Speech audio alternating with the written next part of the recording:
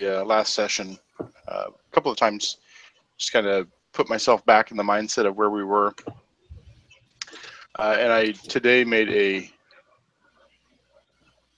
note that you should see in the handouts under the journal tab. I'm going to go ahead and show it to you, but you all have access to it as well.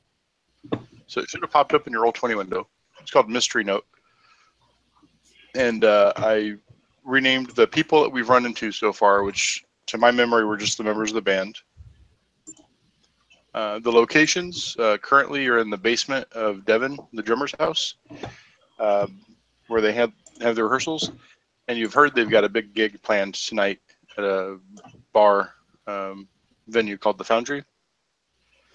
And then I've added a few goalposts for pretty much every mystery. It's been a while since we played our first session, but when we left that session, something that occurred to me, I had a lot of fun, but we were doing a lot of kind of investigating, trying to figure out the details of the mystery. And we can definitely do that.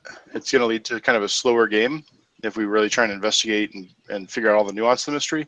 And that can be fun, and it gives us an opportunity to learn about the characters and how they interact with folks. We can also do a more fast pace, and more like a TV show, where you show up, a few questions, get to the bottom of the mystery, a few questions, figure out what the monster is, and then defeat the monster. And kind of in about a 2-hour session, we could knock out about a mystery per session. Or we can kind of slow down and enjoy the interplay of characters and exploring the world and kind of seeing what we learn about the players. I posted this in a community online saying, you know, we're trying to get about 2 hours per session. Is it realistic to do a whole mystery in 2 hours? Is it better to plan it for two sessions or more? And a big point that's made in the book, and the author of the book was actually in the community, he said it can work either way. But a big thing is that the focus of these games is on you. It's on the hunters.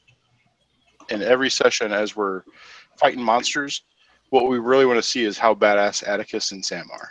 Right? That's kind of what we're here to see. We're going to watch them grow. Your monsters, you're going to cut down. Every time we get into mystery, you've destroyed those monsters, except for the things that come up in like an interesting seasonal arc. There might be monsters that come back or things behind the scenes that span episode to episode. But really, Samantha and Atticus are the folks that we're wanting to learn more about. And so if we look at the Hunter reference sheet, which I'm going to show the players again, between these moves and the moves on your character sheet, you can gain a lot of traction on the goalposts of solving a mystery. Just looking at investigate a mystery, you can automatically, you can ask, what sort of creature is it? What can hurt it? What's it gonna do? You can make one move and get a third of the way through the mystery if that's what you want. You can ask other questions and learn more about kind of the genre, or not the genre, but the scenery behind the mystery. And the game gives me a lot of tools to improvise responses if I don't have any available. But I just kind of wanted to go through this mystery notes real quick and really focus on the goalposts. For every mystery, there's going to be the 3 goals of learn what kind of monsters you face. And last session, we pretty much determined there was a demon, something that fed on anger and created anger, that the song was starting to summon. You haven't made any progress yet on learn what the monster's weaknesses are or defeating the monster. And pretty much going through those 3 steps should be an episode of Monster of the Week. So that said, I had fun with that first session. We've had a few interruptions since then, so we'll need to get back into it. But when we play tonight, the 2 of you can kind of drive the pace. If you want to get to the bottom of this mystery by 11, and next week we'll start on a new mystery, or if we want to explore kind of the characters and scenes that you run into, and maybe, you know, sometimes you watch a TV show and you see a bit character becomes kind of a regular recurring character for a few episodes. You know, if you want to drag somebody in, find them interesting, we can do that. As a recap of what happened last week, and you guys can add to this if I'm incomplete or if you have a different take on things. You'd gotten to Eugene, Oregon. You found out there'd been a band that at a couple of the previous shows had been kind of increasingly violent riots. You reached out first through the internet through like a fan or I guess an underground community of occult stuff, and reached out to learn more about this band. And you actually got Liam, the guitarist, responded to you all. You didn't let him know who you were, but he kind of knew somebody was looking into it from this kind of occult angle. But then you rolled into town, and you actually reached out directly to the band, pretending to be journalists for kind of a underground scene magazine, and got invited to their rehearsal space, which is the drummer's house. When you were there, you started watching them play their song, and you felt kind of a magical incantation being wrought by the music. You felt yourselves get angry, kind of an irrational, angry vibe entered the room, and you're able to disrupt the song. But right after doing so, noted the song had been provided to the band by Eric, who was kind of evasive about how he found the music. He did admit he'd researched some kind of interesting old things and came across this particular music that he sampled heavily or used to write this new song to try and impress Rose, his ex-girlfriend.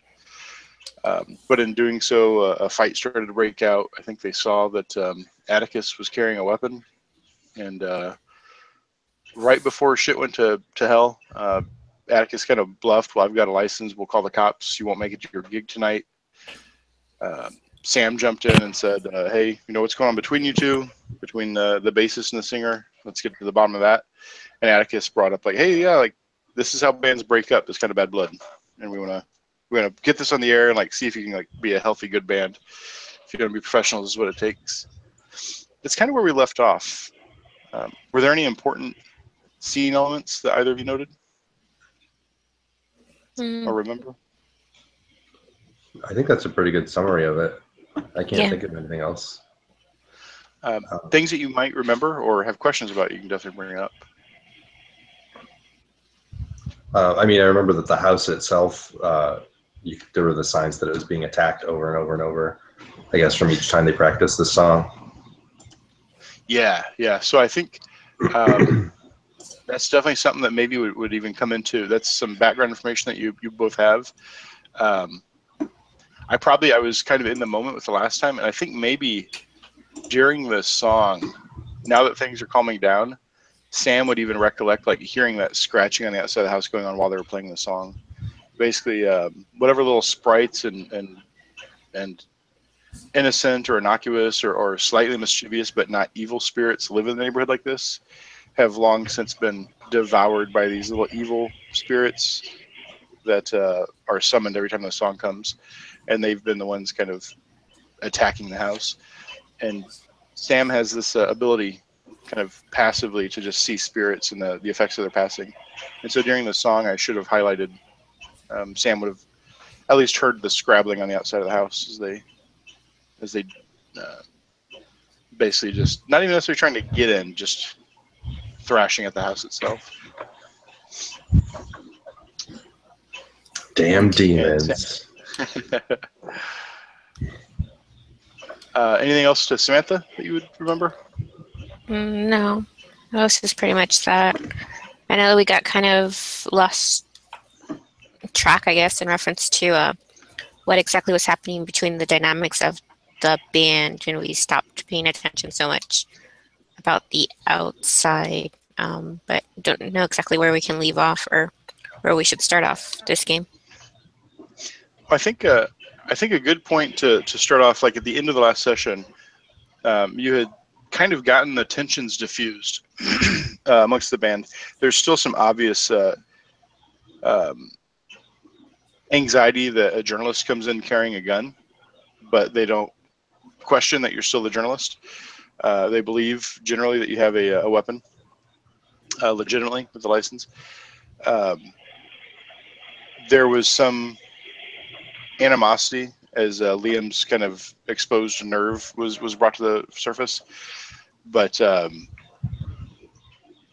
particularly as Atticus mentioned, this is the stuff that'll break up a band. You need to get this exposed. Like Rose, like took that seriously and like started like giving Liam attention, and even though it's not quite the attention he wants, like that seems to be just enough like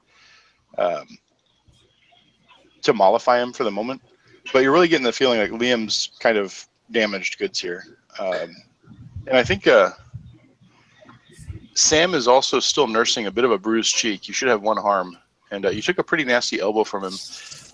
And maybe in the moment since that all died down, you still feel that ache, and it's not debilitating at this point, but it's way harder than skinny little Eric the bassist should have been able to throw that elbow. Like he hit you kind of like some monsters have hit you before, and you kind of have an inkling that maybe under the throes of that spell, he was amped up with a little rage juice himself.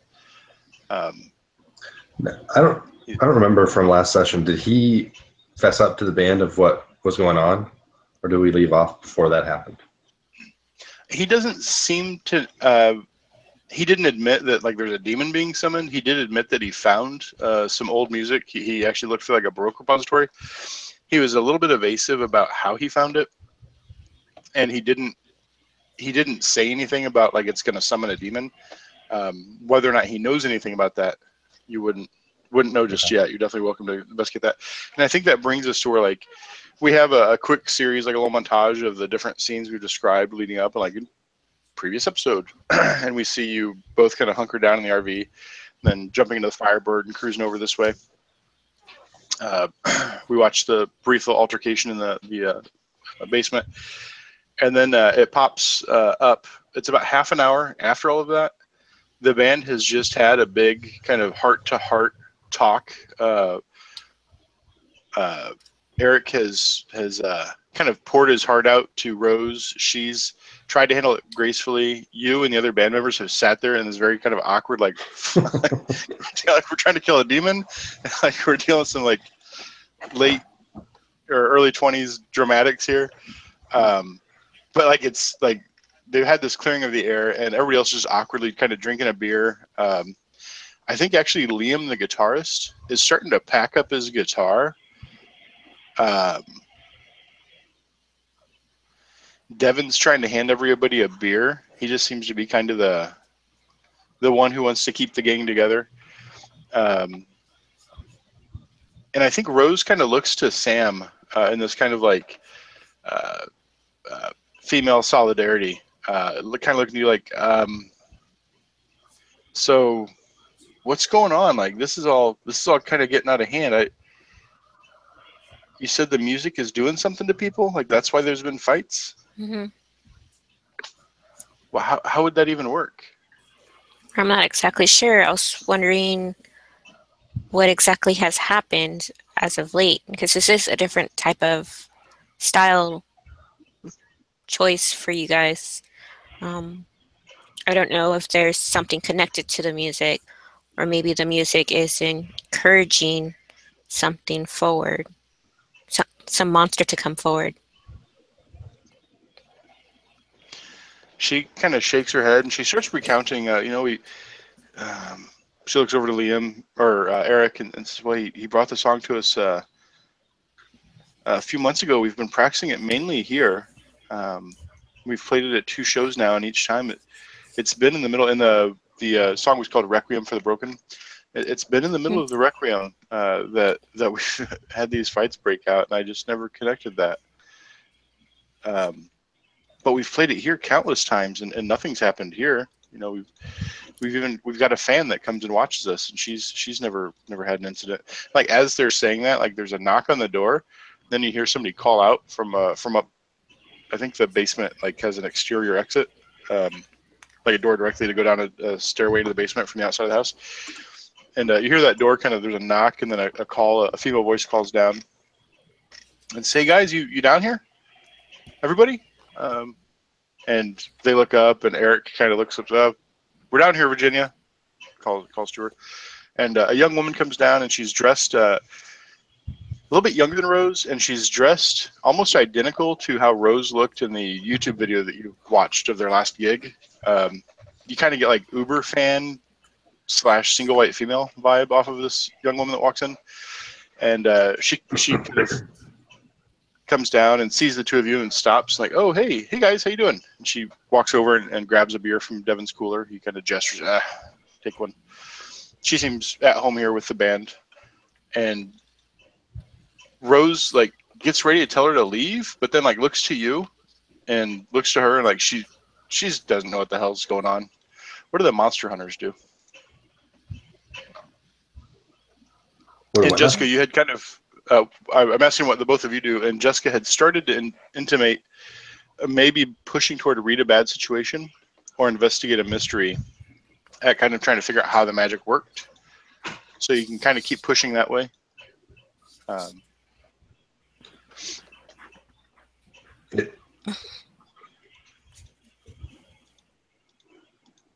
don't know. Sorry, go ahead. Virginia starts to comment as there's this kind of awkward silence and like people are wanting to tell her to leave probably. And so what? I didn't hear you guys playing. Yeah, we were. Well, we're photographers, and we're from a magazine, so we're actually listening to some of the music that they're playing, in addition to trying to get the scoop in reference to the band and how they kind of came together.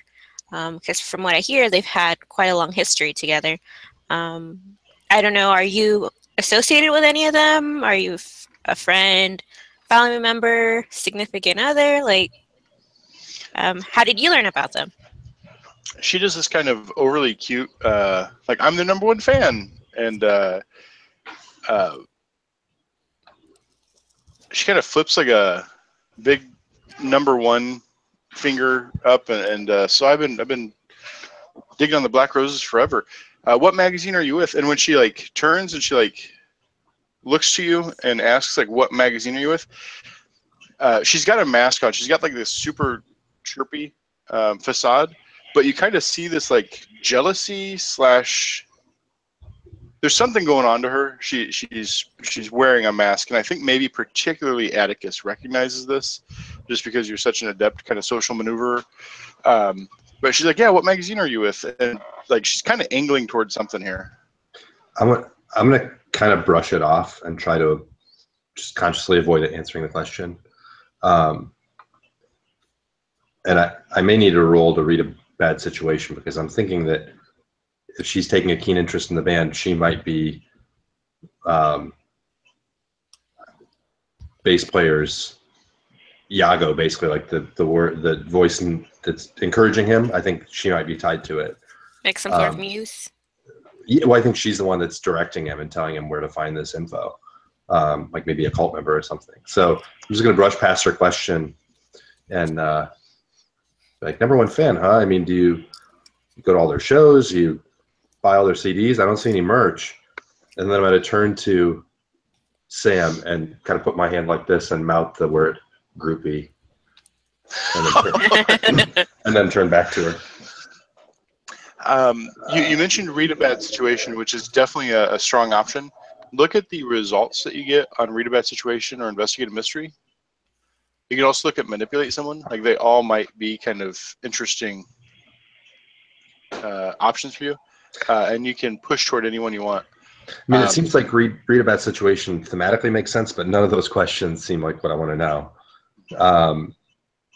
There might be things like, are there any dangers we haven't noticed might be here? What's the biggest threat? Yeah. But read a bad situation is kind of walking into a physically dangerous room generally, or even like spiritually dangerous, like there's a trap blade and you're trying to get around it. Investigate a mystery. You can do that verbally. Like you can, by talking to her, like kind of like Columbo, you can try and pull answers. So what happened here? Or one eye facing the wrong direction to be like Columbo. And you both are kind of working on this a little bit together. You're both kind of pushing in a certain direction. Is there a way that we'd want like one person to take lead on a move and the other one can be in a position to roll to help? One thing that I think could work well for our pairing, and Jess, tell me if you think this makes sense or if it even sounds fun or interesting, but for me to try to kind of push people into uncomfortable situations and for you to sort of use your telepathic powers to see kind of where that puts them. You know what I'm saying? Like what's their instinct when they get pushed into these uncomfortable spots? So that might be like Jessica would roll investigate a mystery. because she's able to use her telepathy in that venue Mhm. to kind of read their thoughts, while Atticus is kind of pummeling them with questions or trying to push their attention in certain ways and make them think about what they don't want to say, like that sort of thing. Right. Yeah. And I think mechanically that would end up becoming kind of an investigative mystery role from Samantha, with Atticus rolling help out as needed. Okay, so telepathy and sight. And Okay, let's so look it'd be at it'd be just to investigate a mystery, and they don't know you can read minds, right? Nobody even knows that either of you have anything other than just journalists. Although clearly this this newcomer Virginia expects something, or is jealous of your attention to them or something. You with telepathy, you still roll moves as normal, except people will not expect the weirdness of your mental communication. That's the last sentence of telepathy. Mm-hmm. And maybe like, well, you can decide, you can tell me how it looks, but it could even be that you're just sitting back watching. You kind of get quiet, or you're sipping beer, or you're like taking pictures of other things, but you're focusing on her with your mind while Atticus is talking. Like Atticus might be the one actively conversing, and Samantha's just kind of in her mind while appearing to be doing something else. Or Samantha could be in the conversation. Like what's more interesting, or how would you both work that out? It's probably something we've practiced together. Mhm. So we should definitely get bonuses on the rolls because we do this all the time. Is there anything interesting like wardrobe attire on this new chick? She is trying to be a clone of Rose. As she came in, like that was the first thing. Like she's clearly wearing. She saw Rose on stage, and she went out and bought like the same wardrobe. She's got her hair done the same way. I think as she comes in, Devin was starting to not Devin. Liam was starting to pack up his guitar, but he kind of stopped as she came in. He went to get another beer, and she's picked up his guitar, and she's kind of just fingering. Maybe even fingering Requiem, but she kind of has gone through a couple of their tunes, and she's just kind of idly like just kind of hammering the notes, not even playing it. But you think that she probably, yeah, she wants to be. She knows the band. She follows the band closely, knows their music, mimics their style. I'm going to say to her again, maybe just to make her uncomfortable or defensive or something. Well, you must be more than a fan if you can just pick up their instruments. I mean, Yeah. most guitar players, guitar is more important than their girl. Liam at that kind of looks at her like, you know what? Like it's kind of presumptuous for her to do that. There's something in it where like they all have kind of almost dropped out of the conversation and are letting you two control the conversation with her. And there's something just a little off-putting, which maybe feeds into what Atticus was thinking. Samantha, do you want to go ahead and move read a mystery or investigate mystery as you're kind of talking and she's going through her inner monologue of what to say next?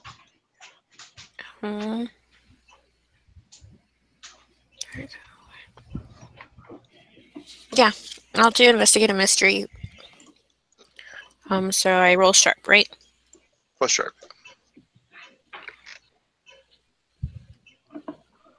Yay.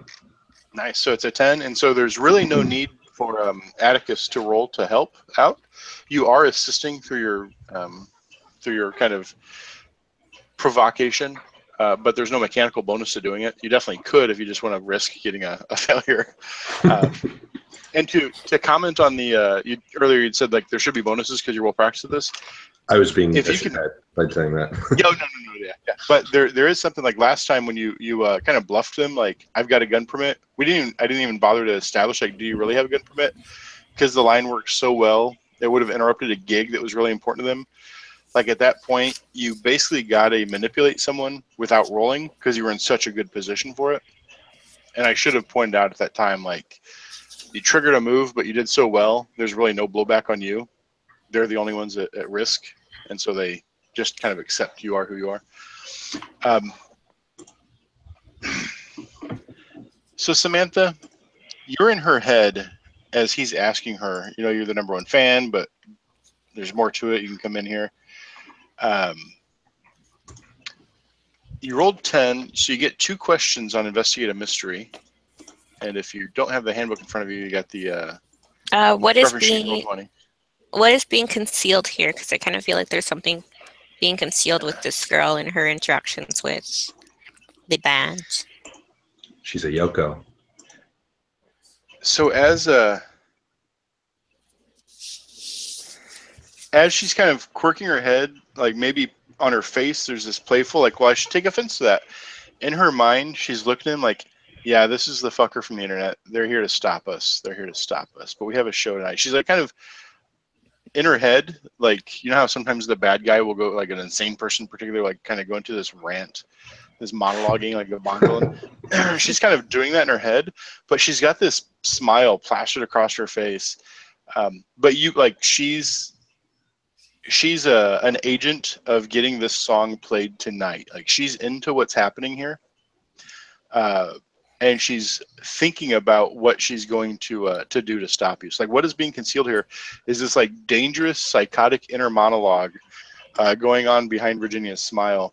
And you also notice that, like, she's setting the guitar down in response to what Atticus has said. And as she does, her hand kind of brushes, maybe there's, like, this kind of, what do they call those jackets with, what are the ribs, the bone, like almost like a corset or something with like the bone ribbing and a little petticoat or jacket over it. She kind of brushes her hand back, and you see she looks like she's got her hand on her hip, but I think you can even tell that she's got her hand on a knife, like the pommel of a big fucking knife. Wicked huge blade, I would call it. So you see this, Sam. Atticus hasn't noticed it, and the rest of the band haven't noticed it, and that's one of your 2 questions.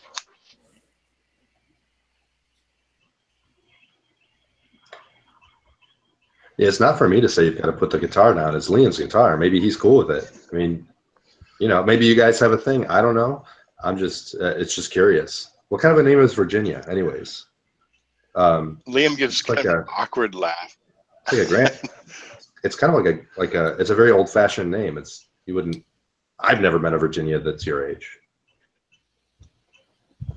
And the monologuing kind of continues, and I think Sam's still kind of plugged into that. And Jessica Samantha has one more question out of Investigate a Mystery if you wish to ask it. You don't have to use them both right now, but you can kind of use them throughout the scene. What can hurt it? Like she has an idea of what she wants to do, and it's obvious that she's threatened by us. So how can I hurt her without getting hurt?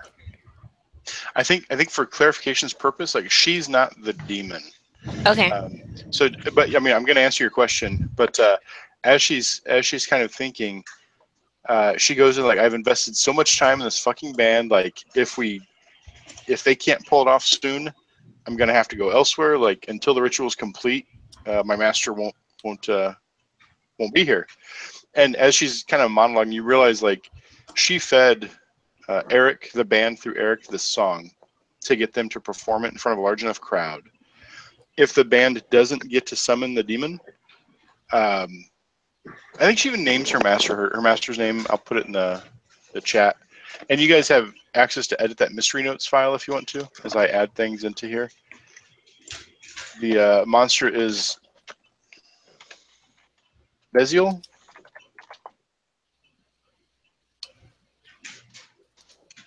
She in her monologue, like, yeah, if they don't, if the band won't play tonight or soon, my master Beziel will never walk the earth and rend the flesh. This crazy monologue goes on. So you know that, like, if you can stop them from playing tonight, you can foil her temporarily. But who knows if she or someone else will just get the music, get the spell to someone else. So you got to kill that monster.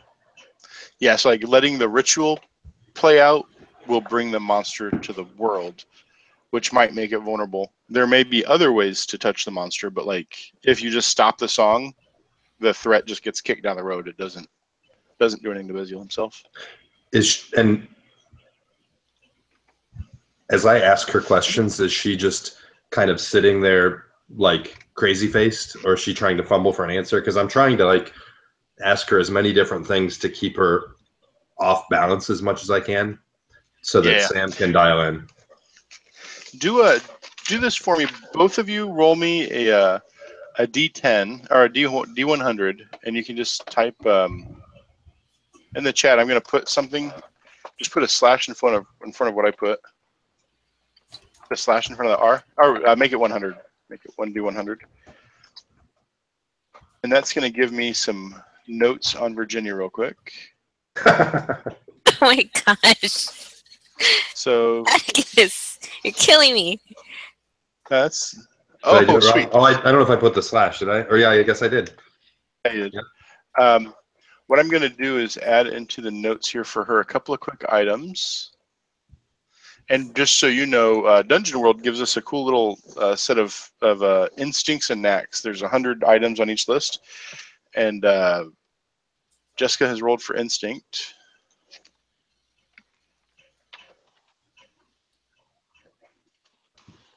With my one, I got a hangnail.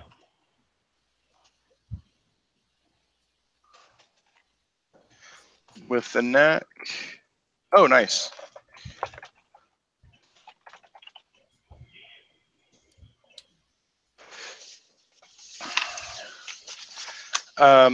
Nice. So as you ask this question, your cell phone starts to ring, Atticus. I'll pick it up. And as you kind of bring it up, you see it's Jeeves calling. Jeeves almost never calls you over this line. Like, never calls out to you. It's usually him waiting for you all to reach out to him.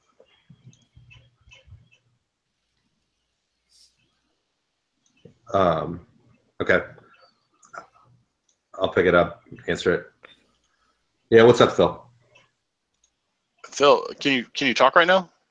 We got problems, man. We got some big problems. Sure, tell me what's up.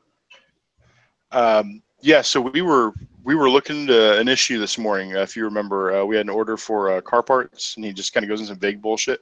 But he's alluding to you had gotten onto the web and found like some underground groups to try and investigate this mystery when you first got started. Mm-hmm. And if you remember that Liam had reached out to you, Mm-hmm. we're getting we're getting like serious efforts to hack us. We actually caught somebody on one of our servers. We've shut everything down, but yeah, whoever we're fucking with, they've got big connections. Like, whoever you're messing with, they're not to be trifled with. Have you had any luck? Are you? You know that's what you're talking about is my job. Yeah, it doesn't usually trace back to me. Like, Sure. they might have gotten my info off the server. You need to shut this down or figure out what's going on. It kind of cuts back to Virginia looking at you. She no expectation she can hear you, but she reads you, and I think as Sam, you're still in her mind. You just kind of get a sense of smug satisfaction from her. Like, you know that she doesn't quite know what's going on, but she suspects like something she put into motion is causing trouble. And she looks over to you again, Sam, and she says, "So, what exactly magazine are you with?" And you know she knows that you're not a journalist.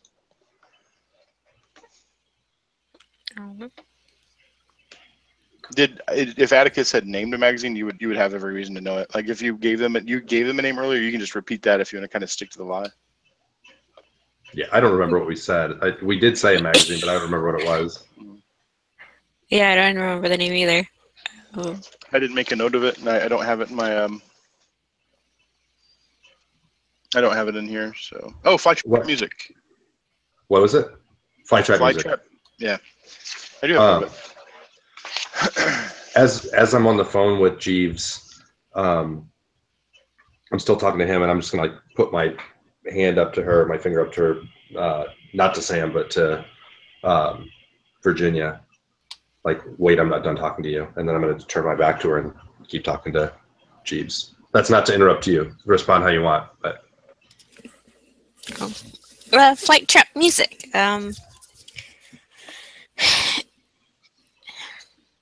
I don't know whether to say if it's more of a like a online magazine as opposed to like a printed old-timey magazine. So is your intent right now to try and keep the lie alive with the band? I Do you, think like, what would your goal be in this case? Like, she's trying to undermine your credibility. You want to attack her credibility, or convince the band to be on your side, or maybe you're acting under pressure, just trying to maintain the lie. Yeah, it probably is. Unless you want to go on the aggressive against her. Or even use some magic to like knock the lights out of the room and like change shit up. Like the use of magic, like you can just do that. You don't have to be a wizard. You have to kind of just plan what to do, but you have all your magic accoutrement on you. How does Sam actually handle? Oh, I need to put your new picture in there. New picture.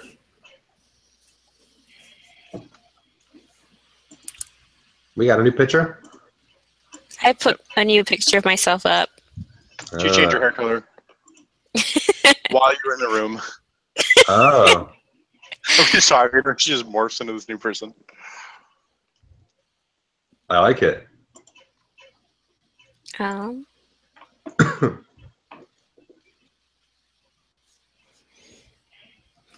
I think. Crap.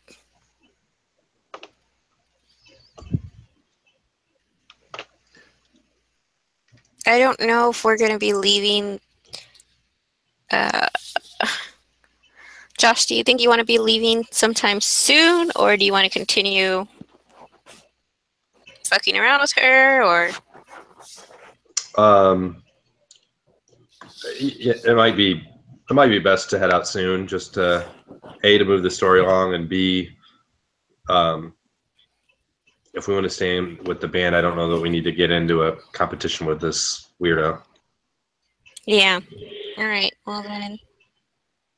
But we still don't know how to hurt the demon. She might be a good resource to learn that from. You do have the demon's name now, whether or not that, like maybe if you can get Jeeves back online, Yeah. or otherwise research.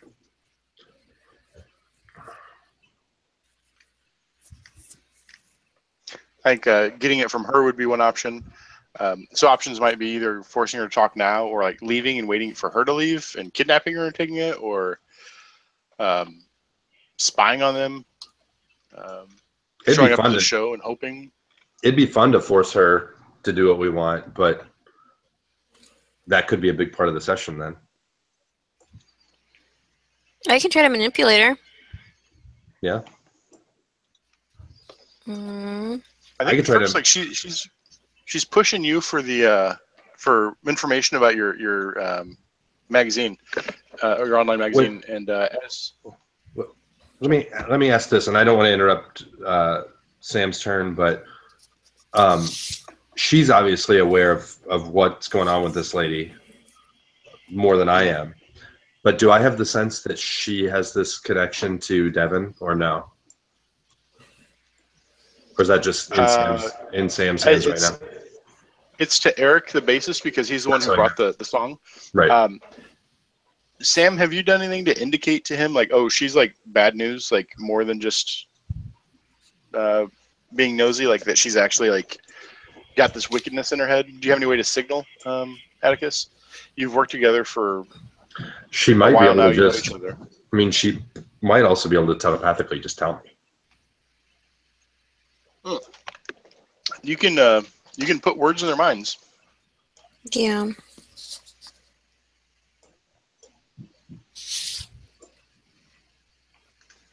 So if you would just kind of like let him know, like, oh, she's crazy, like she's bad news. But as before you do that, he's kind of taking that call from Jeeves. He's just put his finger up to like tell Virginia, like, we're not quite done here yet. And she's turned her focus on you, thinking you're like the weak link. She has no idea that you're in her head. And actually, I think she even thinks something that would like particularly offend Samantha. As she turns her attention to you and has the obvious underestimation of you, she thinks that like Atticus is the one who's in charge, and you're just like his assistant or something. Something really offends you. Like, what do you hear Virginia think about Samantha that just like, oh, it's on, bitch? Um,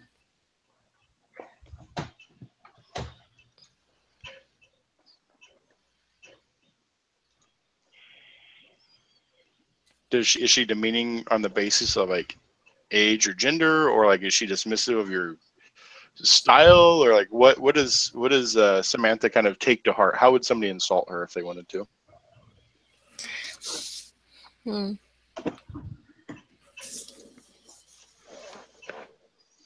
Maybe she says something offensive about your amulet, that shitty dollar store trinket. She thinks she's knows something.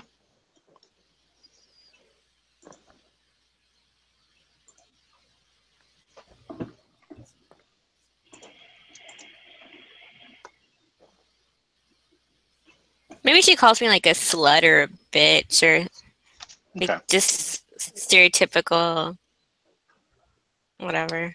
Kind of a catty statement, but I think it's in her mind. Like nobody else hears it, but you hear it. Like, let me see what I can get out of this bitch. As she turns her attention to you, and then she asked you about the magazine. You were thinking about maybe rolling to act under pressure, or Yeah. It'd be cool, right? yeah, plus cool.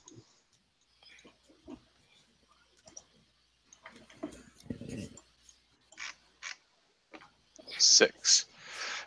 You're on the phone right now. You would still in the scene, so if you would be aware as she's starting to lose her cool. And I think, well, before I do this, let's see if you want to jump in, or if you want to let her kind of ride the wave of this six. A six is a fail, right? A Yeah. fail. And a 7 is a success. Yes. +1 would put her over the edge. So yeah, I'll attempt to assist. So you don't hear the words that kind of starts pushing her over the edge, but Sam starts to answer about the magazine, and she maybe trips over her words just a little bit. How does Atticus intervene? Just to try and kind of cool her down and let her know, like, hey, we got this. I'm on the phone with my one hand, and I kind of touch Sam on the shoulder, and just like give her shoulder a squeeze, and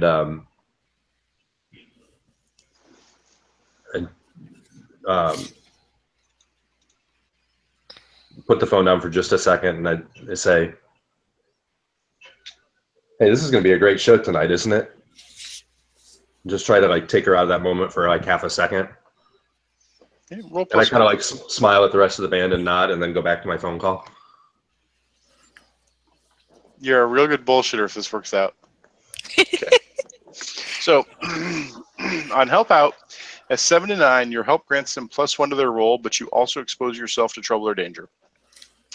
On an act under pressure, Sam has been bumped up to a 7 to 9, which one means you don't get to mark experience because you're not failing, but then also you don't fail. The keeper is going to give you a worse outcome, hard choice, or price to pay.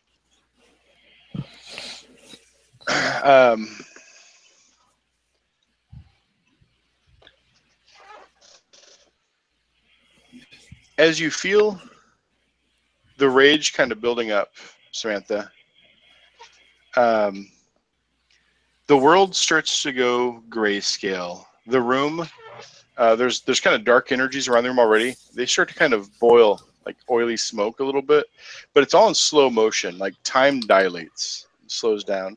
Everybody else is kind of moving, slowly turning to face each other, and you're standing there in this kind of composed moment, and you hear the voices of your dark side start whispering.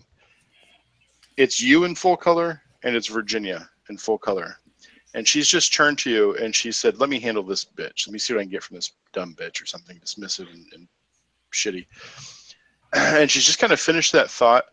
She's in full color, you're in full color, everything else is receding.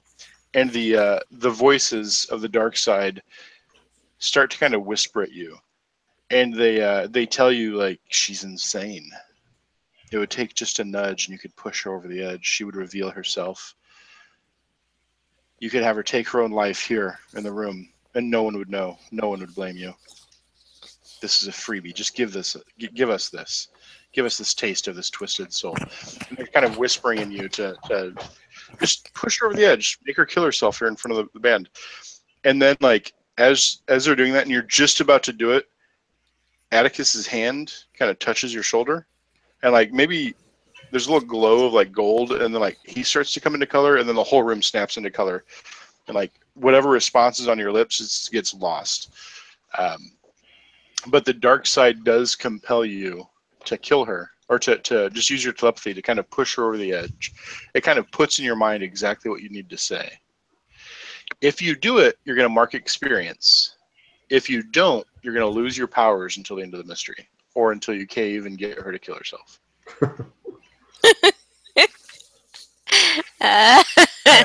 She's a twisted bad guy. She's the one who's intentionally trying to get this demon loose to kill everybody. So you may or may not have grounds for Samantha to justify herself. Let's take a quick break, 5 minutes, and come back and see what you do. Does that sound good? Sure. Okay. All right, we'll be back at 10 o'clock. All right.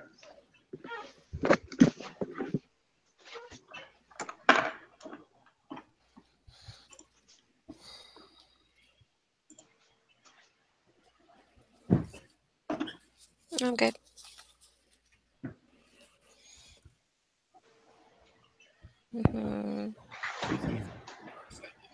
No.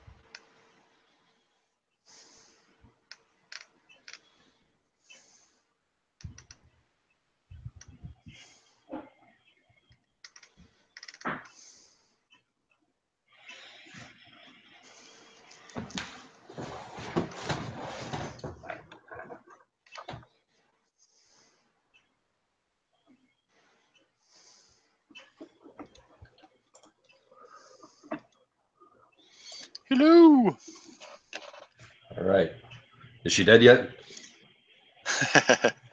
So Samantha faces a hard choice. If she just wills it, if she just gets out of the dark powers way, they can feed their rage. They can drive her to kill herself. If you choose not to do that, to not just step out of the way and let them have her kill herself, then she's insulted you and she's undermining the credibility of your magazine to these the Black Roses.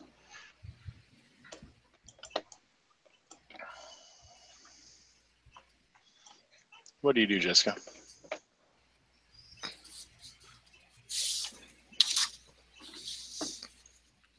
Killer. So what do the demons whisper through your psychic connection? First of all, mark an XP. You get an XP for doing that.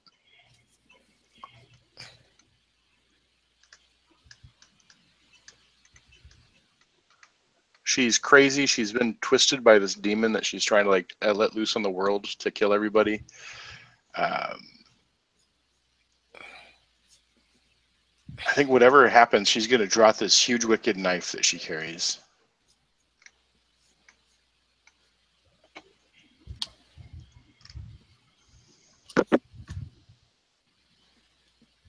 I think she starts singing this song. There's a particular refrain that she gets into, and she kind of starts singing it. She's kind of looking to you. Maybe it's even like a beautiful, haunting moment where she just kind of starts singing. She kind of composes herself. She backs up. She draws out the knife, and in slow motion, the band like quizzically looking at her where she's singing, seeing the knife. They all kind of back up a little bit. Surprise and fear in their faces. Maybe Atticus is just kind of turning his attention back to her after calming you down, and Samantha's just watching her as she's singing the song, and she draws that knife up and just draws it across her throat. Blood gushes out. She collapses to her knees. Big smile on her face. Maybe blood gurgles out her lips, and she just drops to the floor. And you hear the name Beziel. She says, "Beziel, I come." As she says that out loud. Yeah. Yeah, she says that out loud as she just kind of lies on the ground and then is dying. What does Atticus do?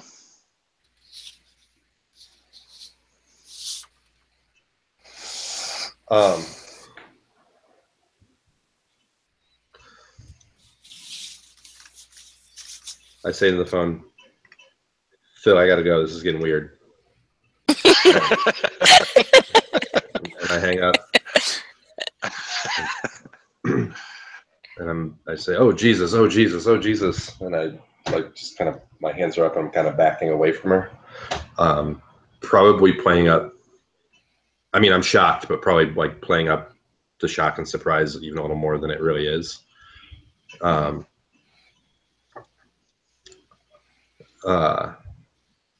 And looking to the band to see what they're doing. I'm gonna look at Atticus and go, should I take a picture of that for the magazine? I think Samantha is very cold to this, having just caused it, right? Yeah. I like that. Did you still have a question left or a hold left from Investigate a Mystery? She did. Do any of those questions kind of jump into now that this character, this Virginia, has just killed herself, at your feet? The last words on her lips for this Beziel creature that she's going to visit. You drove her over the edge, but her experiences had taken her to that edge. It was an easy nudge, right, for your dark powers, or dark side. So yeah, I would take a look at that. You do have a hold left, but yeah, you ask Atticus if you should take a picture. The band is backing away from her. Her blood is pooling out. Devin is probably a little bit hammered now. He's been drinking pretty much constantly and trying to force people to keep up with him. He's like, "Oh, I need to get a mop." And backs off. My mom's gonna be pissed. Yeah, he's in shock. He's not quite grokking what's going on here. Rose jumps up. I think Eric kind of runs over to comfort her. He's almost exploiting this opportunity to try and offer her some comfort. Like he's almost not even shocked by it. He's just like, either his first thought is her or he's exploiting it. And she kind of puts a hand out like, I don't know if I want that. Liam, the guitarist, again, kind of grabs his guitar where it's like near the spreading pool of blood and like backs away. She's just laying there.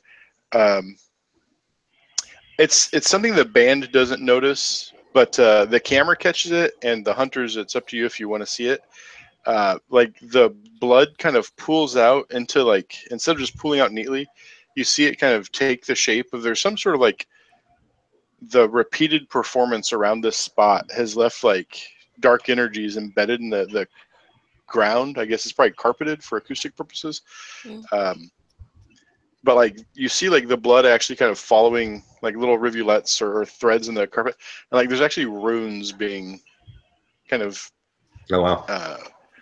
like channeling where the blood goes. Not necessarily they're creating it, but they're kind of following patterns that are there. And maybe it only holds for a short moment before the blood just seeps everywhere. But like you see this like runic magic going on. Like druid runes, or like? Just think of like when we're watching Supernatural and they draw like the demon circles, just kind of generic, like, Okay.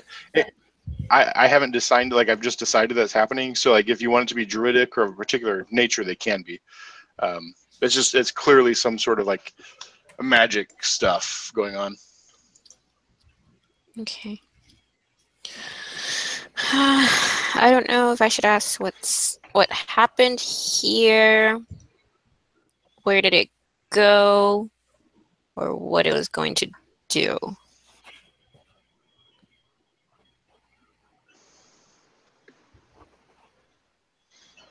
I think maybe to kind of take all three of those into a sort of question, or like a general what the fuck.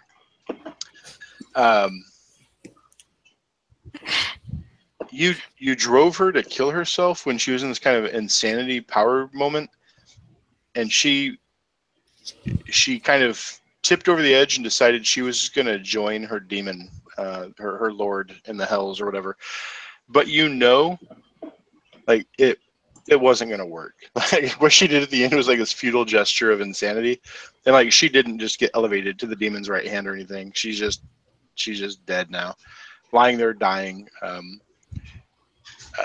like that was not part of the ritual, and she's generally just out of the way at this point. Let me remind you both also, you do have luck, and nobody's spent any luck yet. You can use that to turn any roll into a 12. I should have mentioned that before, but that's something you have. You can also use it to turn any wound you suffer into a 0 harm wound.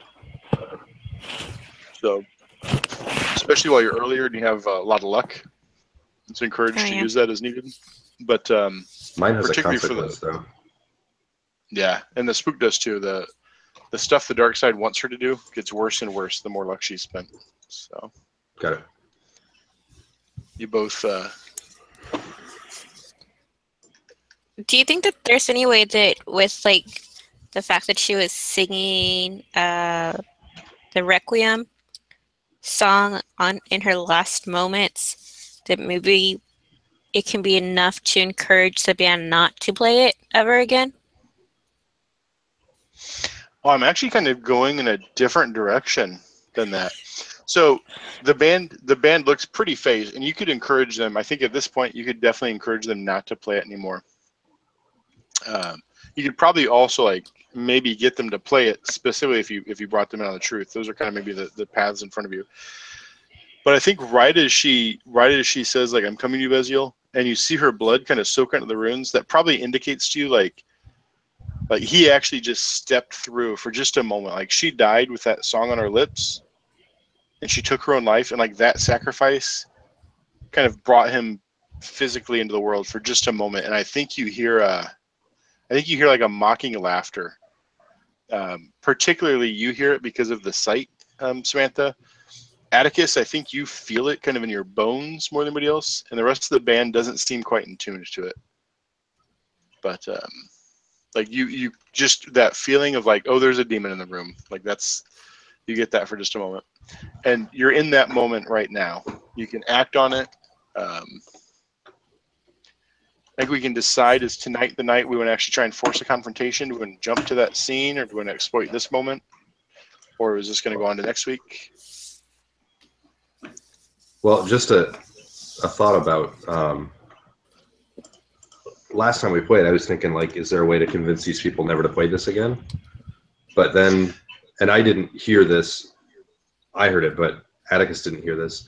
When she was monologuing and saying, I'll have to find somebody else to play it, and she's part of this kind of, seems like she's part of a cult or a group or something. It doesn't seem like getting these people to never play this again would solve the problem to me. Like, they'll just find somebody else. And I think that that's a pretty general thing, and I think it would be like hunters would kind of know. I mean, I'm making this up, right? There's no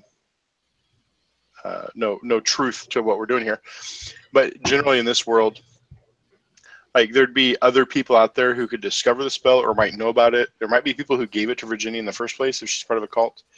And so if the Black Roses never perform it again, that doesn't mean the spell will never be performed by somebody else in the future. But they clearly had resources invested in this particular band. So you'd at least slow him down.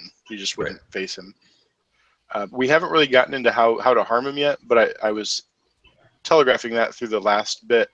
Like, when the song is played, he's kind of drawn into the world. It would be susceptible to being attacked or hit with magic or bound or so you have to hurt him when the song is being played, but once they're done with the song. No, I think and that was something that I think you've already picked up. Like, once the song is actually done in front of enough people, he'll come into the world, and he'll be walking the world then, and then you could attack him also. But if it happened when there was no hunters in the room, then maybe he could get away and just start wreaking havoc everywhere. Like, you'd probably, if you wanted them to play the song, you'd want to be there to either hurt him during it or when he comes into the world fully. Not let them do it when you're far away. So then, in this moment where we know that the blood is seeping in and the ruins are forming, we feel the presence of the demon for a moment. Could I do investigate a mystery to see what type of creature it is? Or yeah, I think that, or I don't know if read a bad situation or investigate a mystery is more appropriate here. Look at the questions.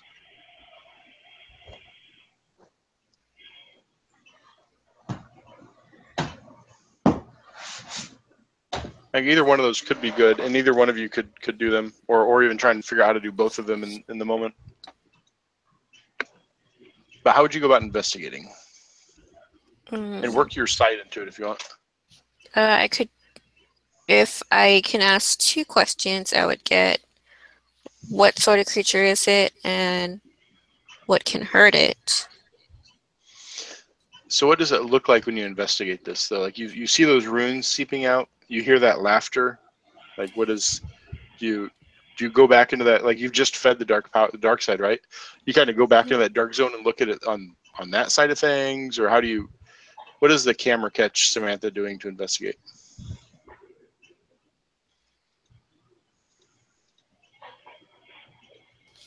And think on that for just a moment. So I want to get back to Atticus. I think the last thing we specifically saw Atticus doing was, like, looking to the band to see how they react, and then kind of just taking the scene in. And I have a thought of how I could investigate a mystery too, but it would potentially move things forward kind of quickly. So I don't want to step on what Sam is trying to do. What would yours do? What I was thinking of doing is kind of seeing everybody's reactions, go over to Eric and just, like, spin him around, holding him by the shirt, and be like, what did you get into? You know, like, just full on confront him and, like,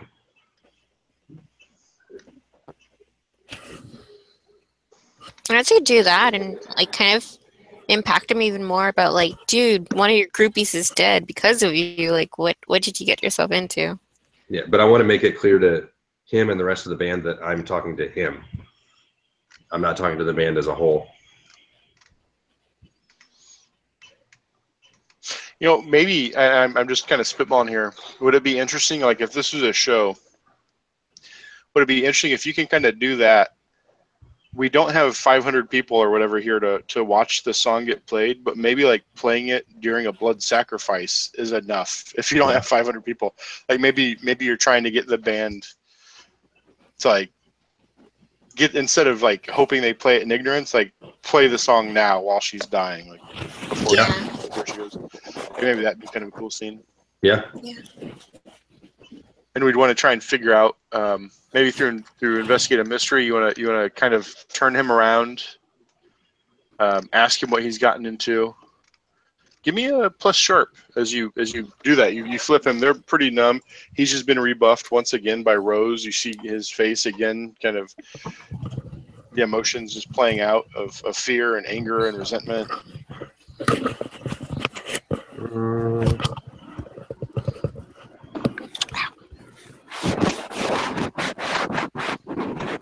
I don't know if I'm slowing down here or something, but oh, there we go. I see it. Okay. Submit. 7. Okay. There'd be no way for Samantha to bring that up higher. So it might not be worth risking an aid move, but you can definitely get one question off, and then depending on that, Samantha can. You're not required to spend your hold now, although you're absolutely welcome to. And I think while you're doing this, we still feel that laughter kind of in the background. The audience hears it, and maybe the room does or doesn't, but I think at least Atticus and Samantha do. I mean, the question I want to answer, or I want to ask, thematically doesn't make sense with what I'm doing or with what Eric might know, I don't think. But what I want to know is what can hurt it, because I think we know what it is. Okay. So I feel like I'm kind of cheating by asking that. Well, you're not necessarily asking Eric that. These questions are questions that the players ask the keeper. So you ask me. Your characters are doing things in the scene to give the players like a shot at that, right? Okay. And so you want to know what can hurt this demon, and you're kind of going about it by confronting Eric and just like, what do you know about what you've done here? Like, what the fuck? Through his stammering, let me just read my notes here real quick.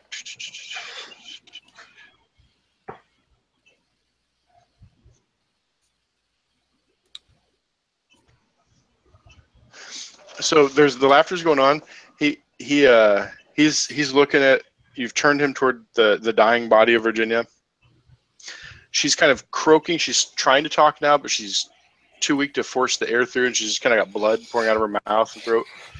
And he's stammering. I don't know. She showed me the song. I don't know. I've never even heard. And he says, like, I've never even heard Beziel again. And the laughter stops for just a moment. And I think Samantha particularly like feels this attention just kind of pop into like focus on the room. And then Samantha, how does the sight help you see, like, when he says Beziel, the laughter stops and the demon's focus just hits on him for a moment. And then I think it goes on for a moment, and I'm going to just take over Atticus for a second. And he's like, yeah, Beziel, like, tell us about Beziel. And like when he says the name, the demon's energy, like, focus turns onto him. And you get the strong indication, like there's some sort of vanity. The note I have on this particular Beziel weakness is Beziel's vanity is so great that anyone can use her name to fully capture her attention. And so like, as she's kind of observing and mocking this dying cultist at her feet, or her in the room, you're able to kind of like steal her attention and kind of focus her for just a few moments at a time. How does Samantha get that?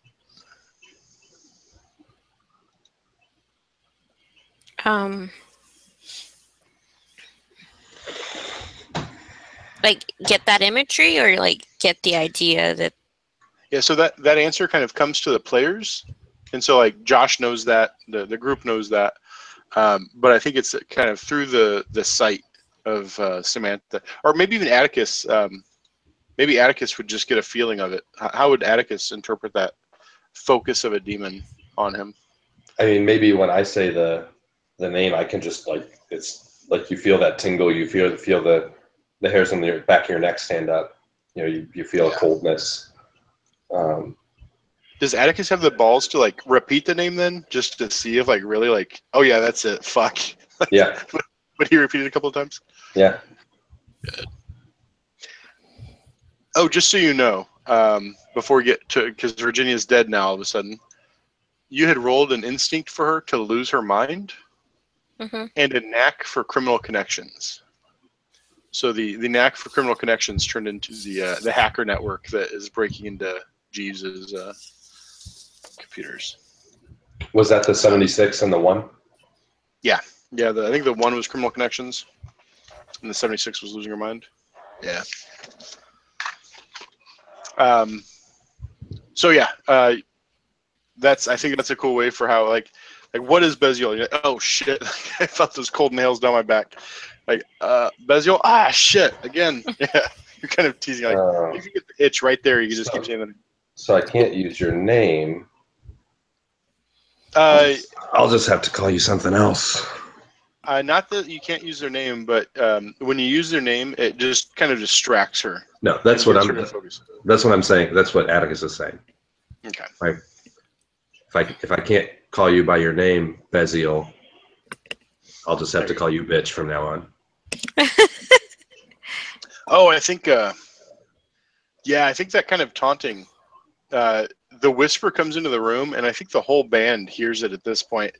The low grading kind of like a sultry voice, but like it smoked too many cigarettes. So I'm thinking like Kathleen Turner playing a witch or a demon.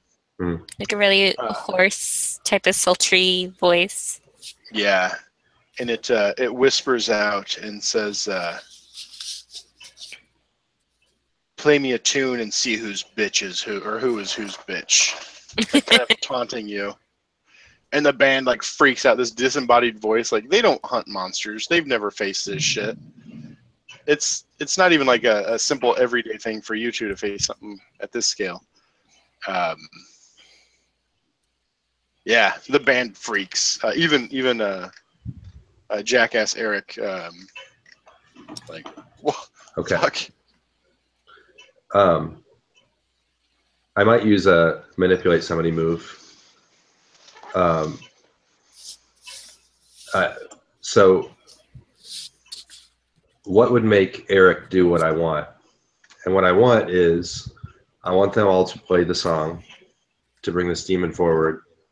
And then I want him on my command to say the word Beziel. Okay. Well, I can telepathically put the name in their head and have them say it, right? I think Josh, you're looking, and the two of you can work on this together. But you're looking at read a bad situation. Like, what's my best way in? Like to get to the bottom of that, you can either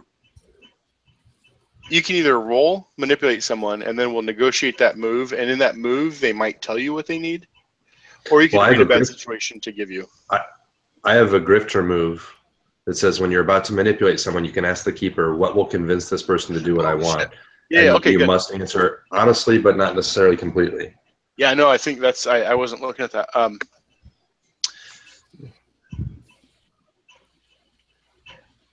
I think it's going to be two-part. You're going to have to work in his sense of obligation for like he brought this crazy shit to the band, like who are ostensibly his friends. First and foremost to Rose, like he's got this crazy sense of or not crazy, but like this kind of core of like, whoa, I've gone too far, like I didn't know I was getting into, and like he's responsible for it. And then second would be maybe he can get through this looking like the hero to Rose. Like that twisted, like he's still like, oh, I haven't gone too far yet. I can still get the girl, right? So yeah, right. If you can both play off of his obligation and like, you'll look good to her. So that would be the answer to that move. Okay. Let me just check in real quick. I think you're in a good position to manipulate him. What's Sam doing? We've kind of haven't given you much time to push in since the body hit the floor at your urging. Mm, no, no. I'm at a loss right now. You've just fed your dark powers, right? Like, let's learn something about Samantha that's kind of maybe secondary to the scene, but it's going to be an important element to Samantha moving forward. Do you get any sort of like, is there a building tension, but when you feed the dark powers, there's like a release of that tension? Do your powers work particularly better? Did your sight sharpen when you fed them? oh,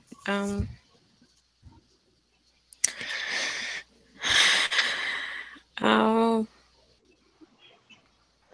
I think aside from the grayness that like surrounds me for a while, I think it takes me a little bit of time to get back to the scenario and the situation. So that's probably a reason why it's taken so long for me to get back into the scene, and why Atticus probably has to do a lot more than I'm doing at the moment. Oh, let me throw this your way. You have Hex, right? You chose Hex as one of your moves. Yeah. And for that only really comes into play when you use magic. If you look at the use magic, you have effects under use magic, and either character can use magic, but like you have something else that affects it. With the effects of use magic, you can bar a place. I'm looking at the fourth bullet. Bar a place or portal to a specific person or type of creature. Trap a specific person, minion, or monster. Banish a spirit, or summon a monster. Like you have kind of like right now this spell is the way that you guys know to bring Beziel in. Like maybe Jessica would have a way, or Samantha would have a way of like, oh, you know what? Like we don't actually need that spell. I'll pull out some other magic hoodoo, and then your head will work into that.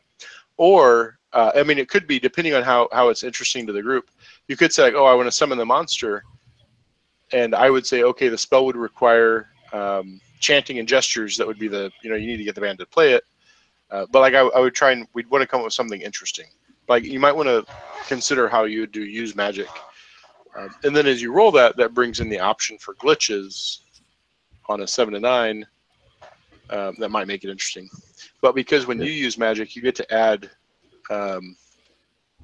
you may pick from the following: target contracts a disease, target immediately suffers 2 harm, magic, ignore armor, or the target breaks something precious. So like, if you're the one that summons Beziel in, they're already 2 harm down, and 2 harm are basically hit points. Like they're already she's hurting when she gets into the world. Yeah.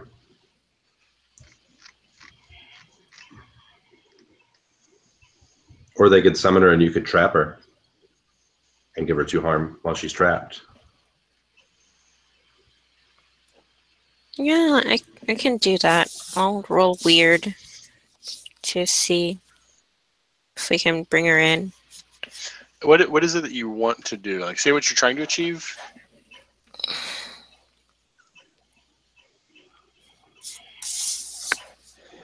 I like Josh brought up the trap. So when you're playing the music, she generally enters the world, or she starts to. Mm-hmm. The song has never been completed, so she's been kind of stuck in this limbo position. Maybe if you start the song, and then you trap her, and then you stop the song, she's like held in this vulnerable limbo position where she's neither fully here or fully gone. Like maybe that'd be a cool thing. I like that idea of trapping. Or maybe you want to bring her fully into the world and trap her here when she's fully here. Or but is that enough to like kind of kill the monster though, or no? Once she's here, you can start like figuring out how to attack her and things. And maybe before you do that, you want to do a little more investigation of, because one way to hold her attention. But I have 2 other weaknesses identified.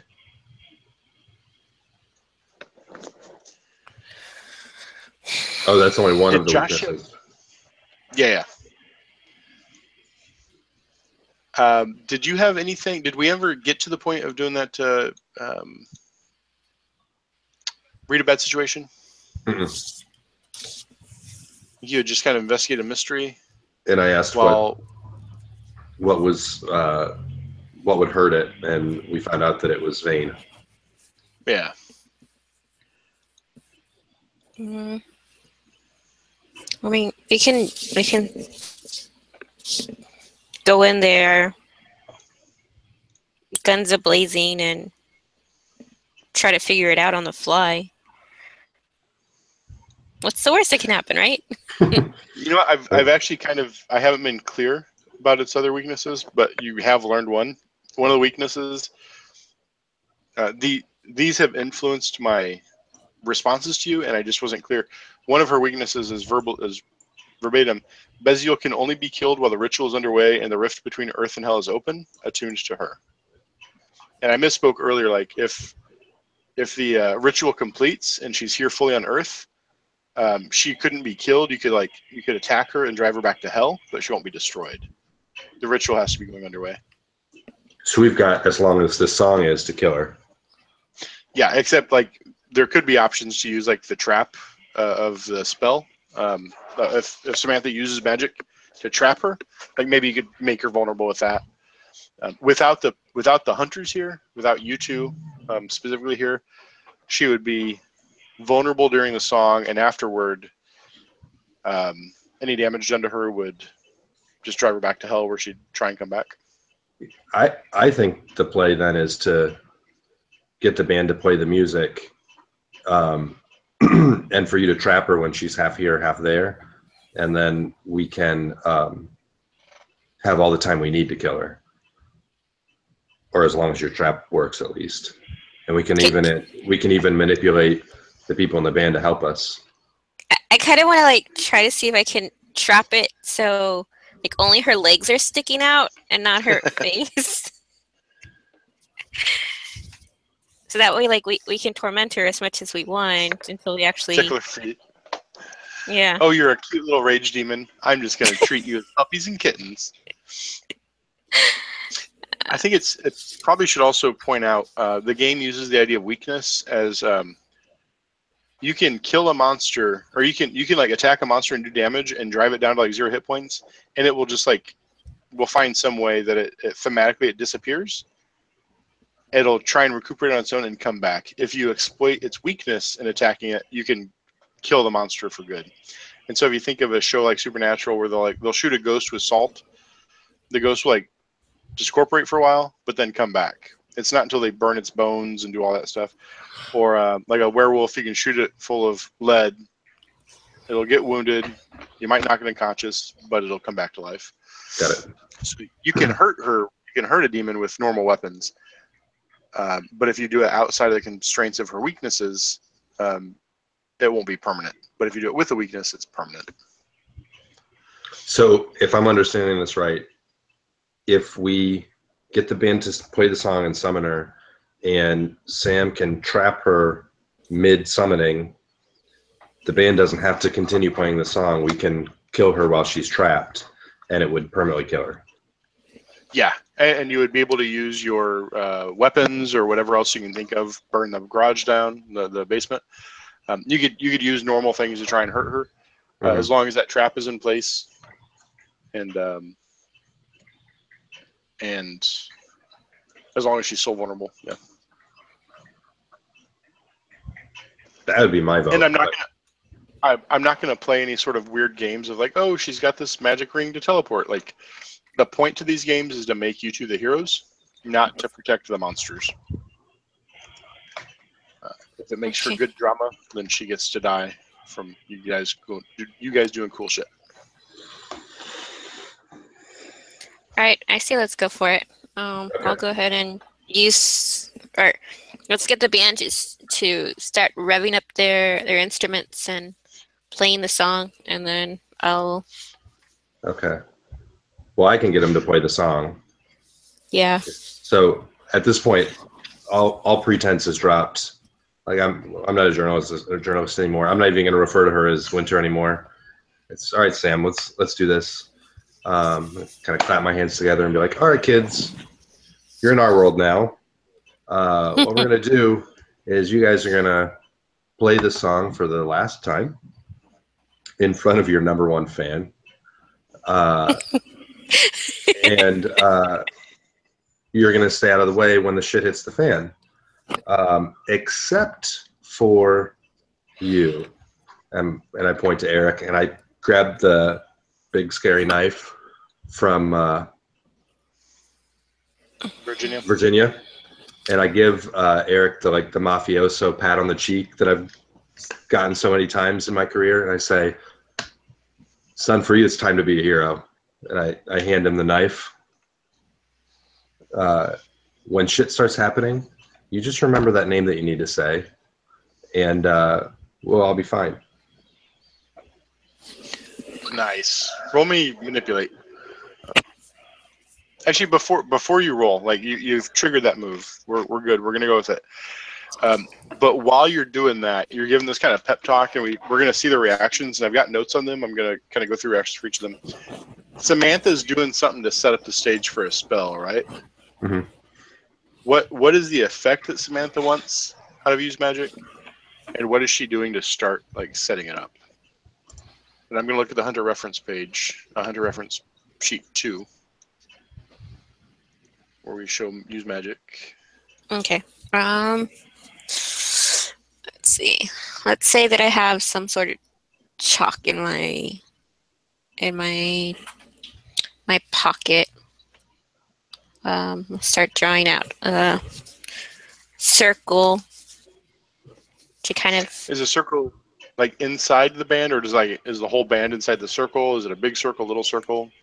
Is it on the ceiling, on the floor, in the blood? Is this circle what she's going to be trapped in? Yeah. So obviously we don't want it to be too big. It's the size of the city. She can just kind of have a playground here. Yeah. No, it's gonna be like the size to like fit a person into. Nothing too big. It's like 3 foot, 4 foot across, something like that. Yeah. So there's a 3-foot circle, 4-foot circle. Are you drawing? And I'm picturing lots of little drawings and like little runes that mean things to Samantha in there. Yeah. And then there's going to be like another 4 triangles going in each coordinate, or like kind of like a compass rose. So like facing the north, south, east, and west directions. And then another big circle around the outside. And that should be a circle that we can enter into. As long as we don't cross into the middle circle, we'll be fine. Okay. So it kind of gives you a safe zone, like to stab at her from, but like to back up away from her if you need to. Yeah. And then if for whatever reason she tries to escape the small circle, we still have another circle to contain her in. So.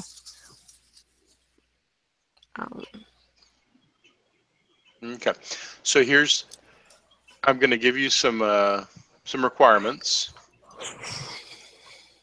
The spell is going to require weird materials. It's going to require blood of someone who died a violent death. The spell is going to take a minute to cast.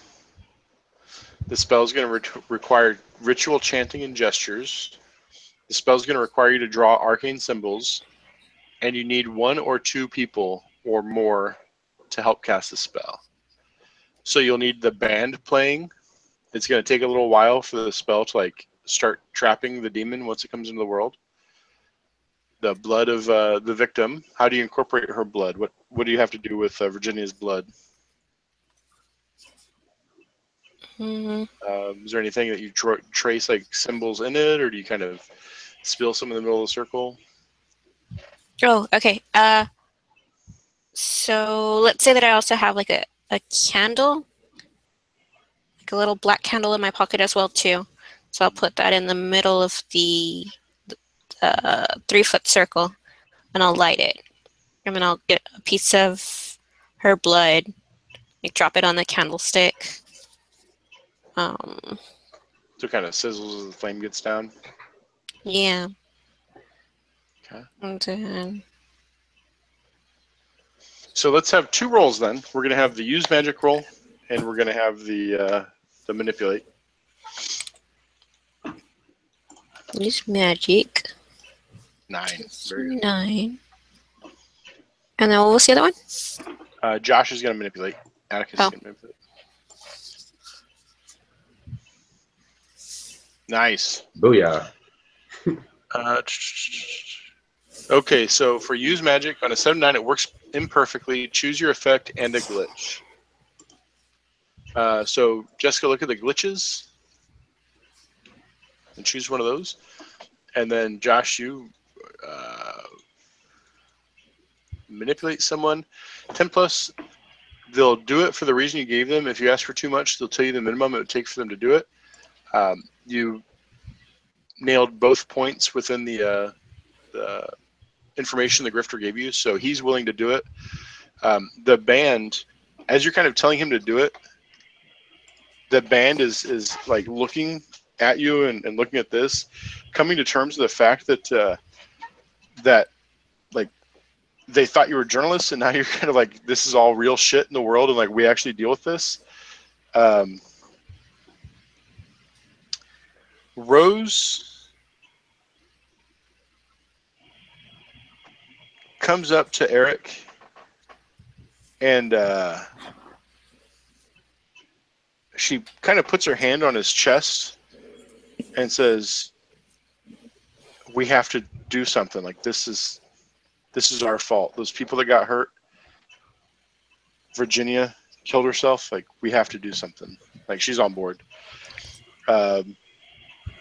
Devin picks up his drumsticks and takes a big swig of beer and says, let's kill this fucking thing. Slams his beer down. He twirls his drumsticks. He walks over there. Liam kind of looks around like everybody's crazy. He's got his guitar. He's kind of about 3 or 4 times been ready to walk out of the room. He kind of looks at you all, and then he looks down at her, and he just kind of ambles over, and he picks up the cord, plugs into his amp, and there's a little bit of feedback, and then he kind of gives it a couple of strums. All right, let's do this. They each had the game gives archetype, like what they plan to do or what they're prone to do in the face of an event. And you've kind of fed into all of them without knowing what those were.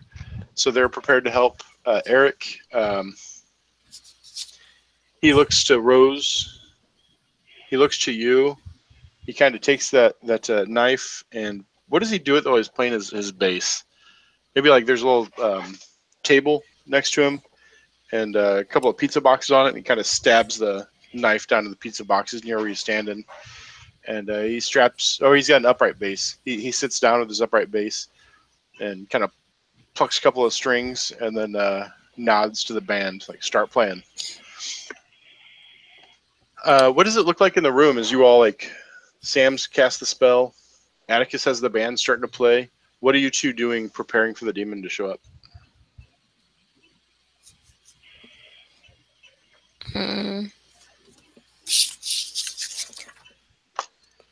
I think I probably... Well, I should have my big knife on me. Do I have my 38 as well too, or no? Yeah, you definitely can have your weapons on you.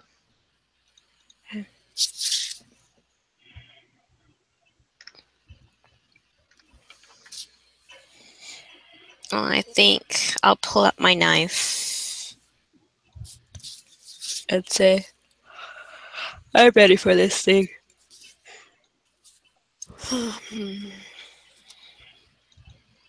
Yeah, You're ready for it. I just open up my jacket and start getting my gun ready and kind of look over to Sam to make sure that she's doing okay. Are you seeing the big screen with all the pictures on it? Let me see where we are. Yeah, you're there.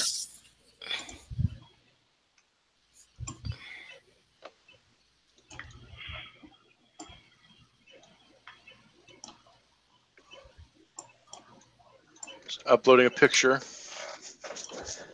Ooh.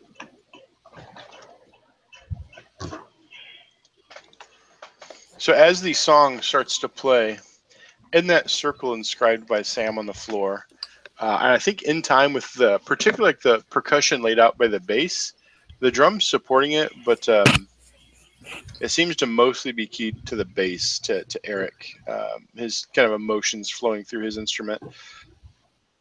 You see the blood that kind of seeped into the carpeting Actually, no, you're probably on hard floors here, like concrete floors under the pulled back rug or something.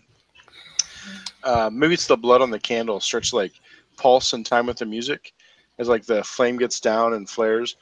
It takes the song kind of getting into it. About a minute has gone by, and everything bursts with a black cloud of smoke. It occludes the candle flame entirely, and you all feel the room get dim and cold as this presence comes in. The music falters for just a second, and the demon kind of starts to phase almost incorporeal. And then you hear Eric call out Beziel, and the demon turns sharply and looks to him, and you see this big wicked smile. She's really barely an anthropomorphic demon. She's got twisted, elongated features. Her head is almost bovine or something. Big wicked horns, long limbs, naked but completely non-sexual body. Thick, long claws coming out of her fingers and toes, and a sharp, wicked tail.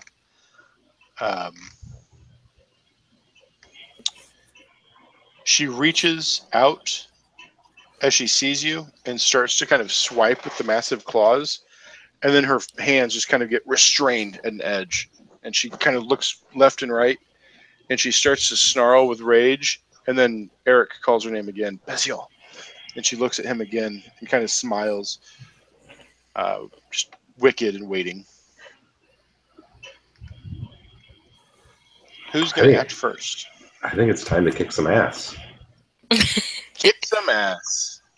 Kick some ass. Give her a hit point. All right. So I think on the second time that Eric says Beziel, I'm gonna try to I don't know, stab her in the back with my knife. So you kind of arrange yourself to where as he like calls to her and freezes her attention, you're gonna step in there and take a stab. This initial strike, you're not trying to trade harm with her because she's kind of entranced. Her name's been called, and that's one of her weaknesses you're using. But I think what you've got to worry about is whether or not you're going to get there kind of in time. Like you have to do it when she's entranced. You're trying to cross this chalk outline without smearing it. So I think instead of kick some ass, you can do your damage to her. Just deal your knife damage. But if you want to do it without getting breaking her attention or drawing her attention, you're acting under pressure. So I think roll plus cool.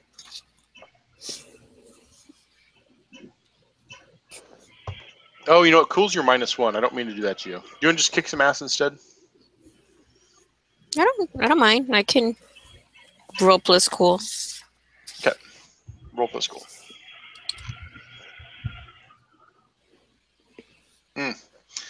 So yeah, with a 5, I think you step in there and what was your glitch on your use magic?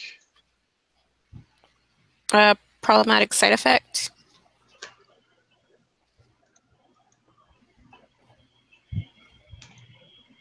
Okay, so you move in there and you stick your knife in her back. And how much damage do you deal with your knife?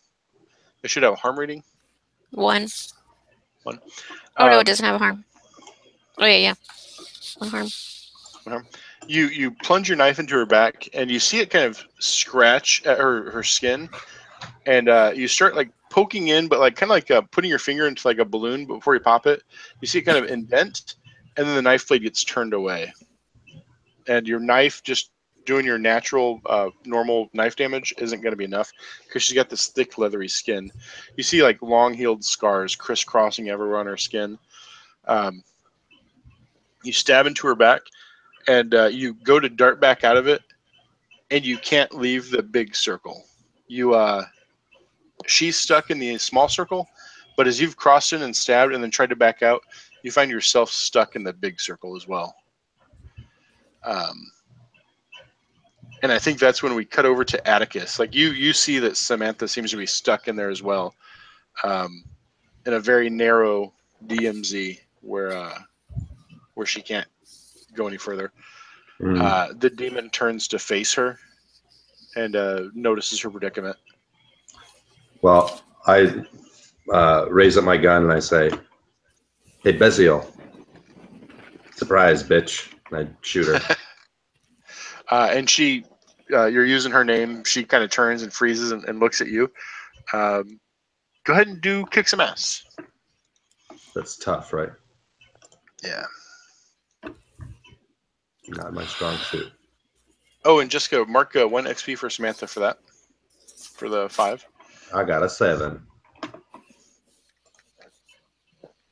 On a 7, you and whatever you're fighting inflict harm on each other. The amount of harm is based on the established dangers in the game. That usually means you inflict the harm rating of your weapon and you inflict harm rating on you. Okay. So what's your damage on your harm weapon? 2. 2.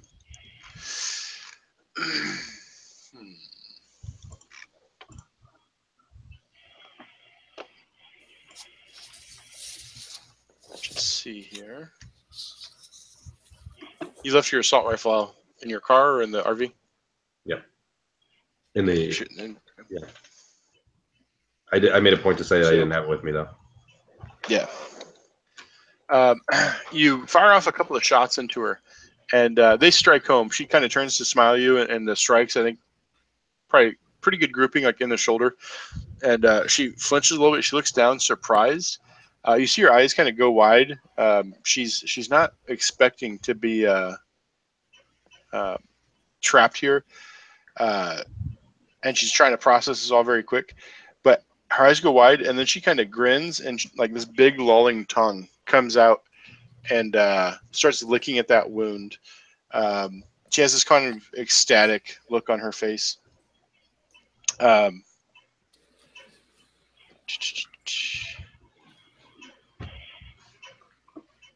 She starts kind of shredding at the barrier in front of her that Sam constructed, and she's unable to get through. Her eyes flicker over to Eric, and she says, "Take him, my son. Take him." And you hear the bass kind of go into this. The bass just drops out of the song. The song keeps playing, except the bass drops out. The knife comes up and gets plunged into your shoulder, Josh, Atticus. And you take 3 harm. 3. Ugh. 3 harm. And let me just double check. I think on 3 harm, there's consequence. You have luck, and you are welcome to spend a luck to completely avoid a harm. You think that the 3 harm from that knife, and the knife is something special. It's the one that the lady Virginia brought, and that you handed to him. He would be doing less harm if you hadn't handed the knife, but you had no reason to believe he would be a turncoat. But you do have the ability to just tell me to fuck off with harm by spending 1 luck. Would that avoid all 3 of them? Yeah, it would avoid the harm. Like we would find some way that your the harm was turned. We would, it was deflected. You caught it in time. All right, I'll use a luck. Okay. That means that a person from my past will reappear in my life soon. Yeah. Fuck yeah, I will.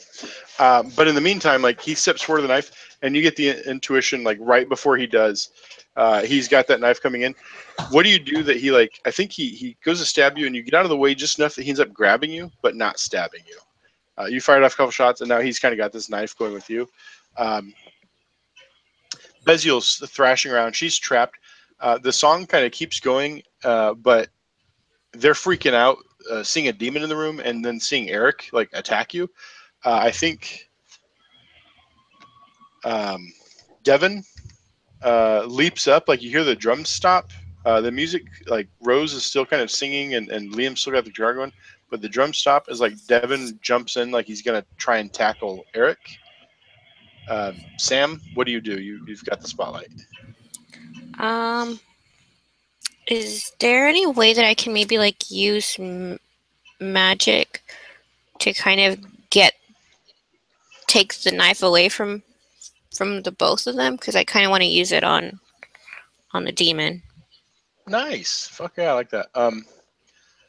Let's look at use magic again. So look at a couple things. One is enchant a weapon; it gets +1 harm, so you could make your spells more magical or more harmful. And plus magic, like maybe you could even say like it'll eat through the demon skin. You could ignore their armor.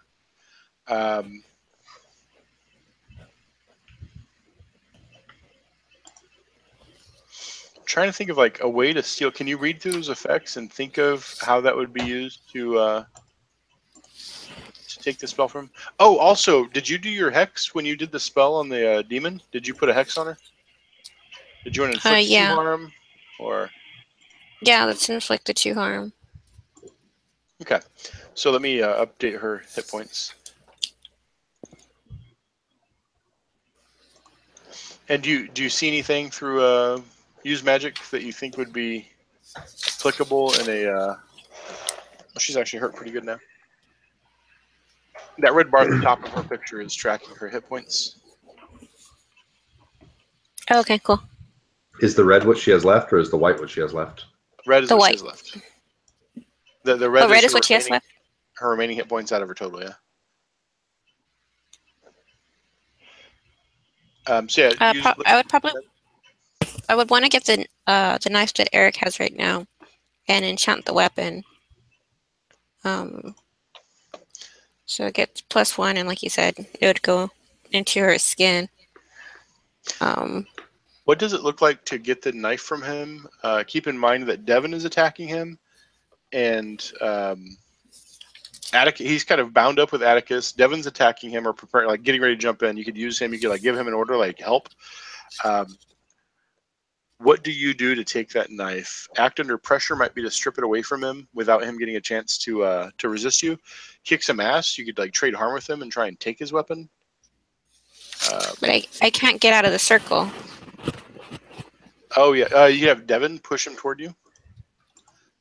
If you want to use magic, we just need to figure out how to get one of those effects of use magic and make it work to do one thing that is beyond human limitations. Oh, maybe like telekinetically, like draw it toward you. Use the force. Yeah. Okay.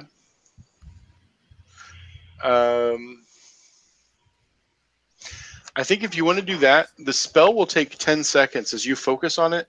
And during that 10 seconds, you can do nothing but like cast your spell, which means that like for the next little in exchange between Atticus and Devin and Eric, you're just watching while you complete the spell. I'm willing to do that. All right, then roll me plus weird. And then look at your hex and let me know if your hex would get involved there in any way. Weird. Nice. Nice. You get real weird on him.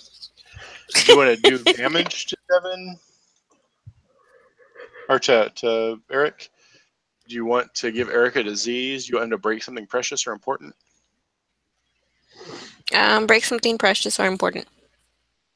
What is it you want him to break? His base? Base, yeah. Rose's heart. So yeah, in this mad dash, you draw his knife from him and it goes flying across. He kind of reaches out to try and grab onto it. And I think Devin throws him to the side and Eric goes smashing through his base. Some of the strings snap and like flash across his face. And he's got just a deep welts and some of them start oozing blood. It was like that wire, the strings just rake across his face. He's pulled fully off of Liam's back, and the knife comes flying over to your hands. You wanted both to. Let me see if you can do. You choose one effect, and the effect on this round was to get the weapon to you. Right. Enchanting would take one more. Let's cut real quick to see what Atticus is doing. Like once Devin gets pulled off your back, and you're aware of the knife flying to Sam and Devin's in the fight. Eric is thrown off. What does Atticus do?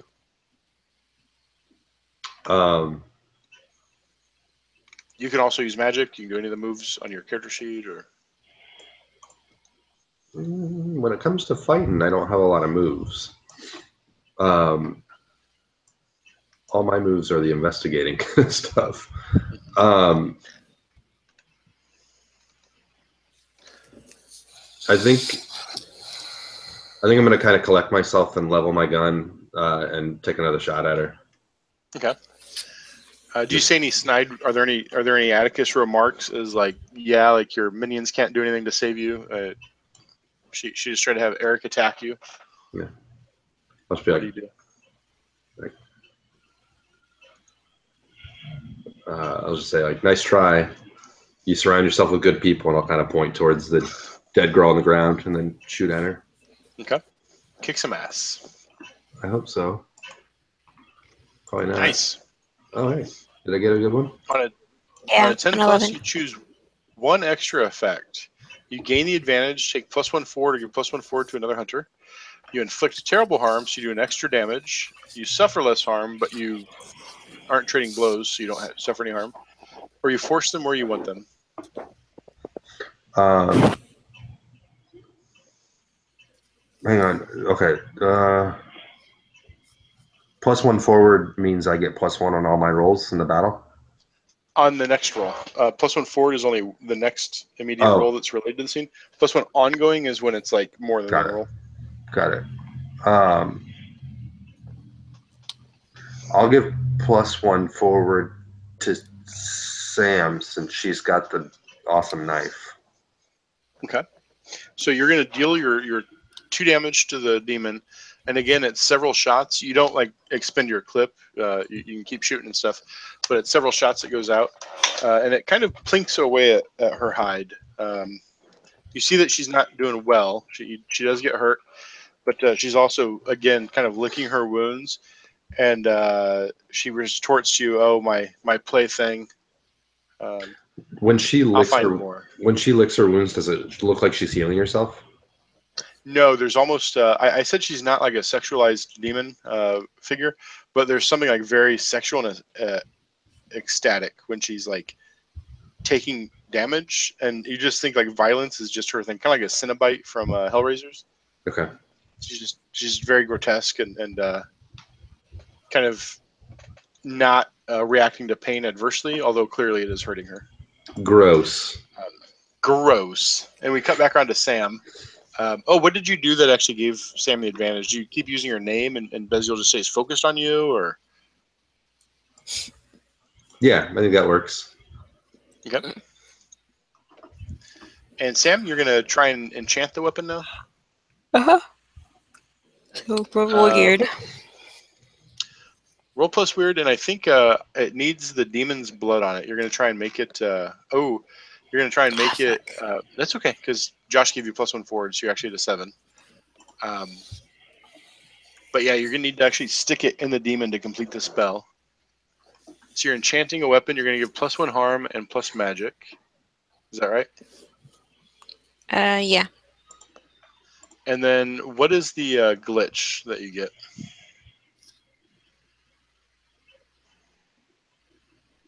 You're gonna take 1 harm. You're gonna draw attention. Effect is short duration, or effect is weakened, or has problematic side effect. The magic draws immediate unwelcome attention because I have to get her blood. So. Okay.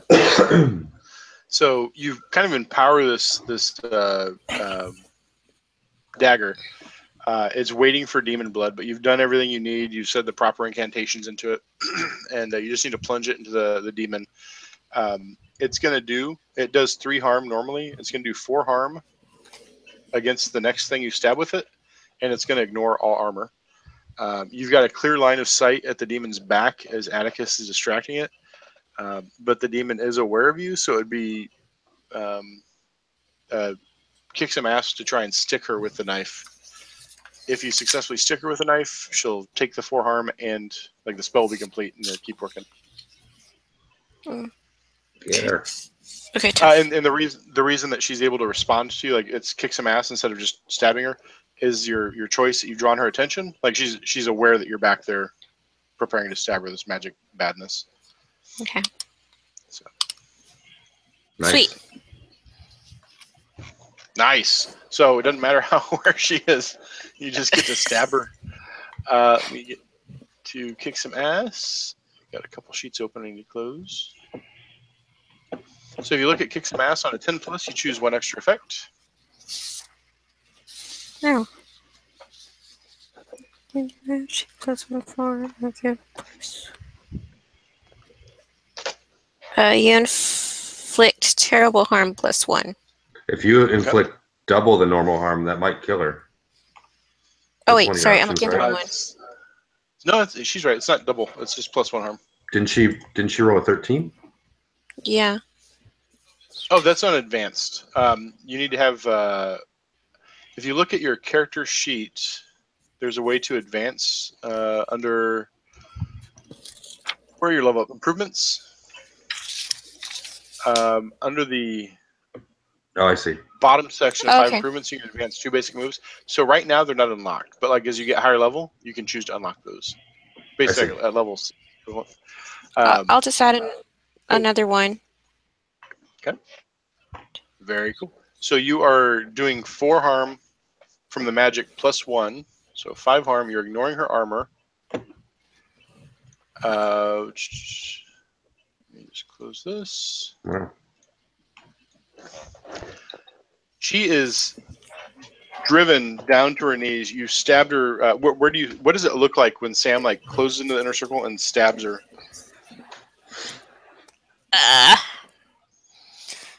Um. I'm picturing she's trying to attack you, but you're like just either being quick and dodging out of the way, or just overbearing her, and like the blade hurts so much she can't even get her thrills out of it. Like what's Sam's style that just like overbears the enemy? I think I probably like jumped on her back and like was trying to strangle her, trying to get the dagger into one of the little shot marks where she has in her arm, Oh, nice. and then just like kind of forcing my arm into the crevice. So then while she's thinking about the pain of the blade, I'm also trying to like strangle her out a little bit as well. Yeah. Yeah, so yeah, as that knife, as you try and sink into one of the bullet holes, you miss, but the knife just cuts through, hot knife through butter style. You do end up hitting like repeated stabbings, hitting a couple of the bullet holes, but like, you don't even need to find them. This knife is just like now it's like the Bezial slaying knife, and you're stabbing into her, riding her back, trying to go for a stranglehold, but it's kind of awkward. There as the knife is really doing most of the damage. She's twisting and trying to throw you off her and reaching up, trying to claw you, and you're just like little monkey just scrolling away from all of her attacks. And we cut over to Atticus. This thing's on its one knee, consumed by the pain. How tall is it? Like on one knee, is it?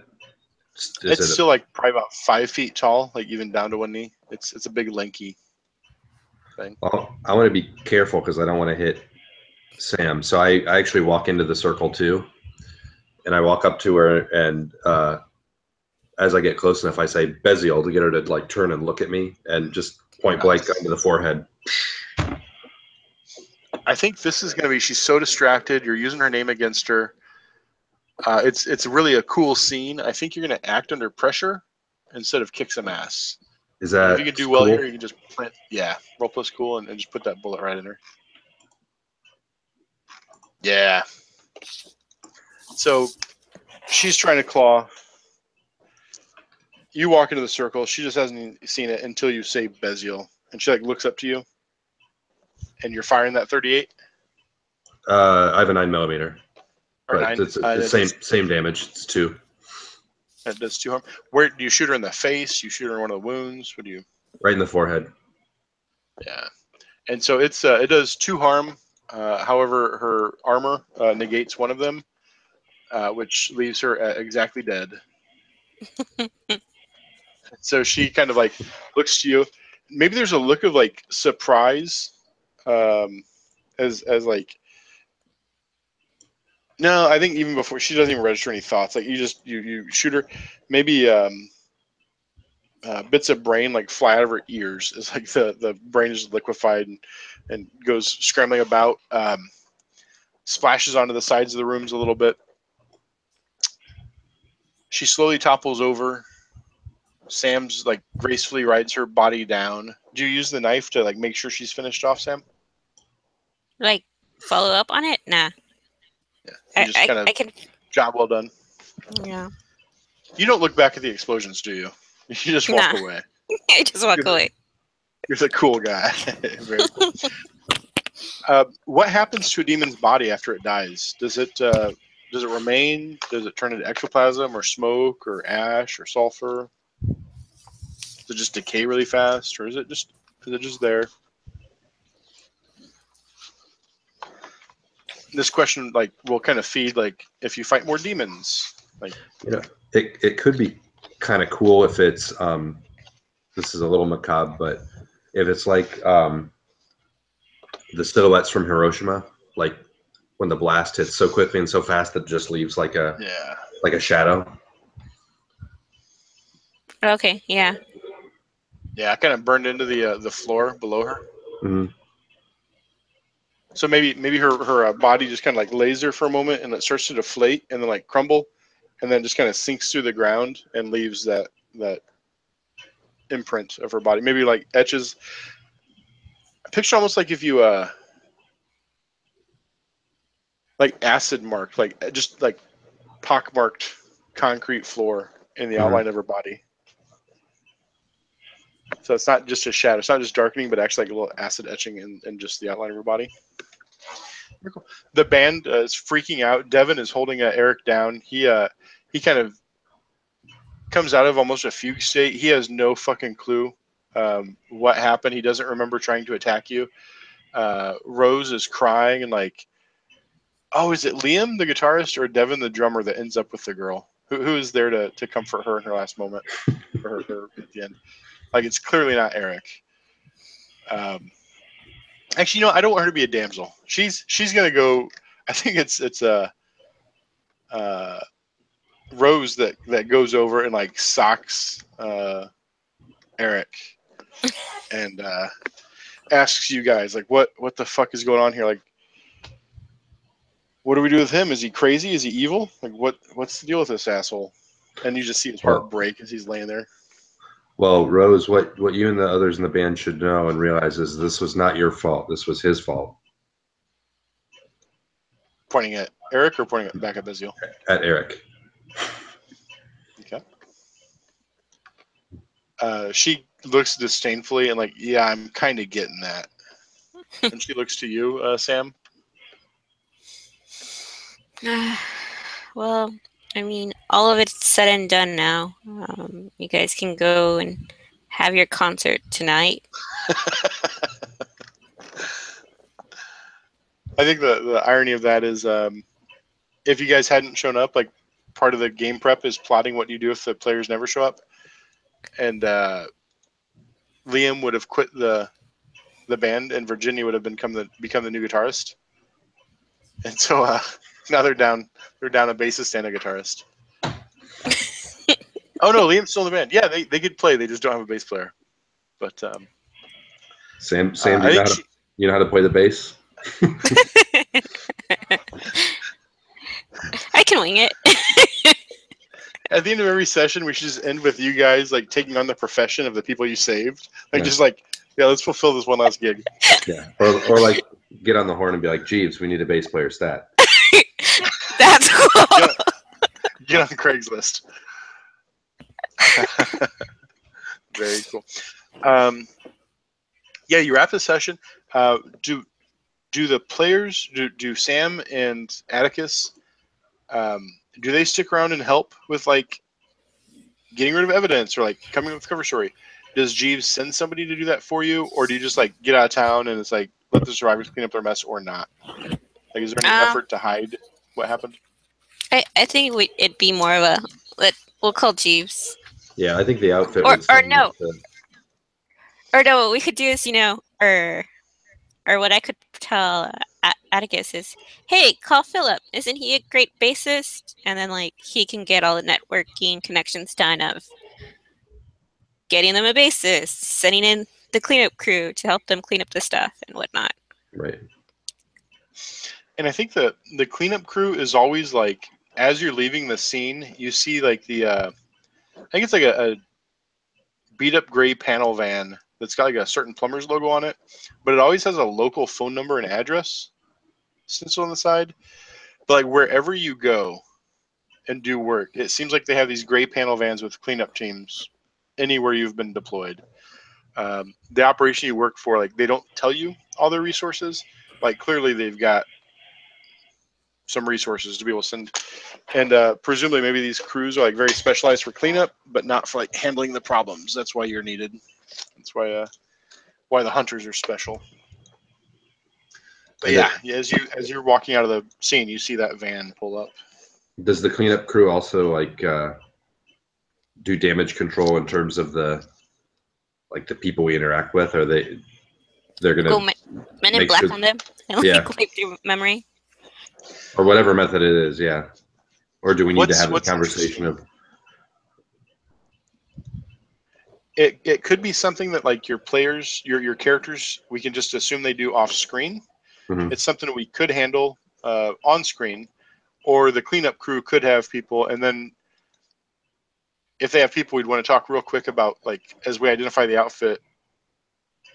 Atticus and Samantha might not have a say, but Josh and Jessica would have a say on like, well, what kind of tactics does the outfit do? Is it the Men in Black or just legal threats or the only what's interesting to the players?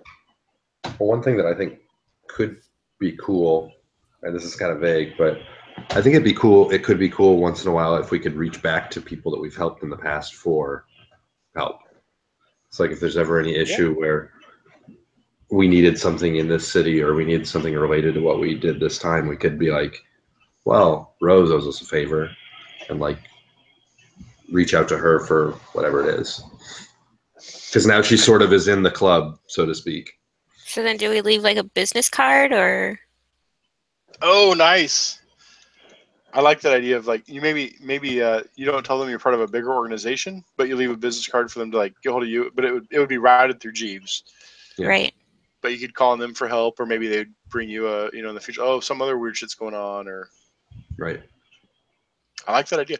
I'm gonna keep the mystery notes under episode 1. Music summons the Savage Beast.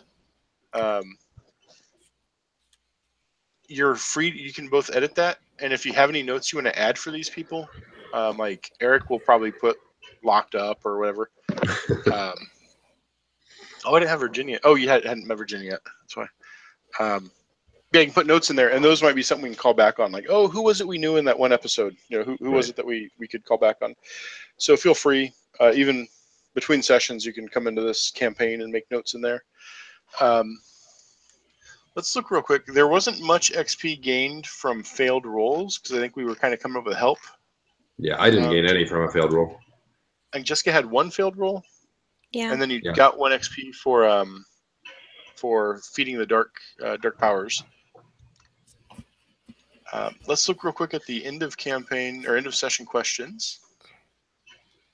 At the end of each session, the keeper will ask the following questions, and depending on the answers, you'll get 1 or 2 XP. Did we conclude the current mystery? Yes. Yes. Did we save someone from certain death or worse? Yes. Yes. And yeah, if the demon had gotten out, a lot of people would have been dead. Did we learn something new and important about the world? This could be that there's a cult that knows about demons, and they're well connected criminally, apparently. And yeah, they have good criminal connections. And that didn't exist until you rolled the criminal connections, but now it's going to kind of extend to whoever she was working with. They're the Foot Clan. It's always got to go back to Turtles, goddammit. Yeah, it's a Ninja Turtle reference. Oh. Did we learn something new and important about one of the hunters? Sam is dark as fuck. I think she's willing to drive a cultist to suicide. Yeah, off the XP gain. So we've got four yeses, which is 2 XP. So you are both or 2 experience. Yeah, you both get to mark an additional 2. So and for if me, that puts you. Good. I was gonna say for me that would be a level, and then my first check mark on my next one. So yeah, go ahead and just leave 1 checked. and scroll down to the bottom under improvements, and you can pick any one of those and put a check mark in it. And we can do that tonight, or you can think about it and commit to one next week if you want. It's up to you guys. I know we're already past time for you guys, so. I need to go to bed pretty soon, but if you want to pick one, we can look at that real quick. And note you have take another spooky move or take another crooked move. Like both of you can do that twice. You can also take a move from another playbook. So if you want to look through other playbooks, you can do that. I'm going to gain a mystical library just because I feel like Jeeves has kind of been compromised a little bit. So we'll probably need all the help we can get in the next couple of ones. Okay, let me double check the expert. You should have access to see how the expert's library works out.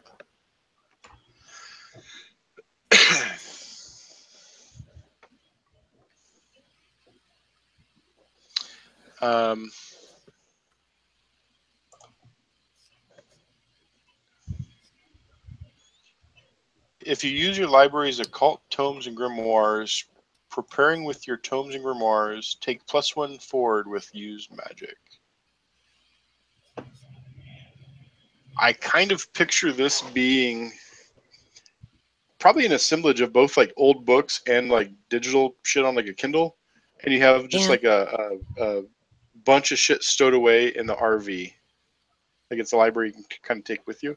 And then you could carry some of it with you in the field to like consult in the moment. But you might want to, we'd have scenes where you're back to the RV doing research also. So on your character sheet, what we want to do is we want to go to the moves and we want to add, where it says other moves, click add.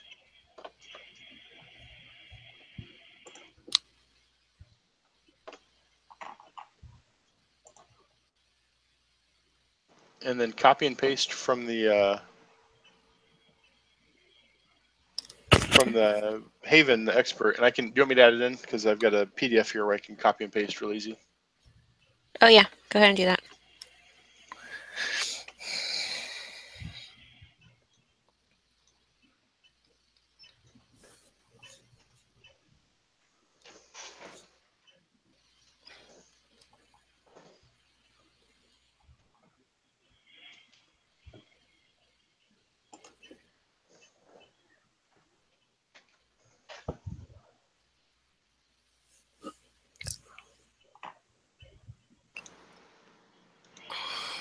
I'm just looking at other moves.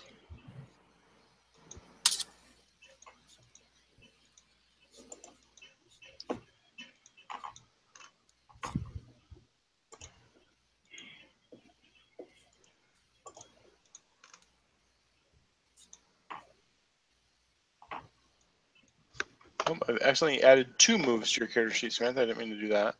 Too late. Can you see it now under other moves, Jessica? Mr. Library? Yeah. Okay. So you have that one now.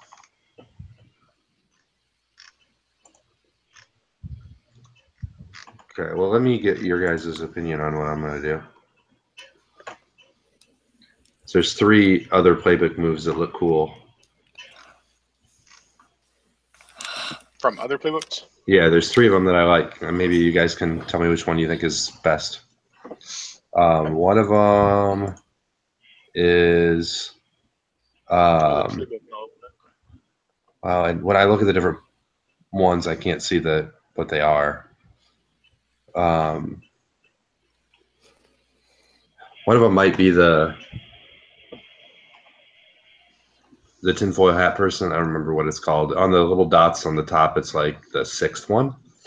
And there's a move called Suspicious Mind. If someone lies to you, you know it. Yeah. That seems like it would fit well with this dude.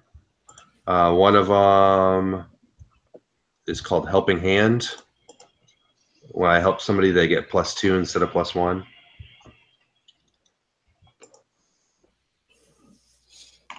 That might be good for me just because like under pressure and helping out manipulation of somebody I don't have any experience or. Right. And the other one that I thought could be cool is called Oops. I don't know how the move works, but it says if you want to stumble across something important, tell the keeper you'll find something important, useful, but not necessarily related to your immediate problems. I need to find that one. That's on the mundane, like just the normal dude. Okay.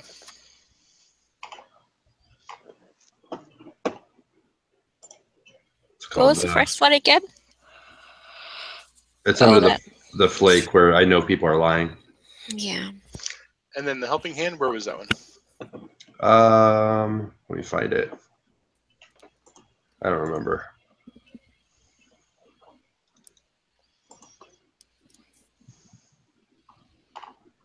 It's under initiate. Is it called helping hand? Yeah. When you successfully help out another hunter, they get +2 instead of +1.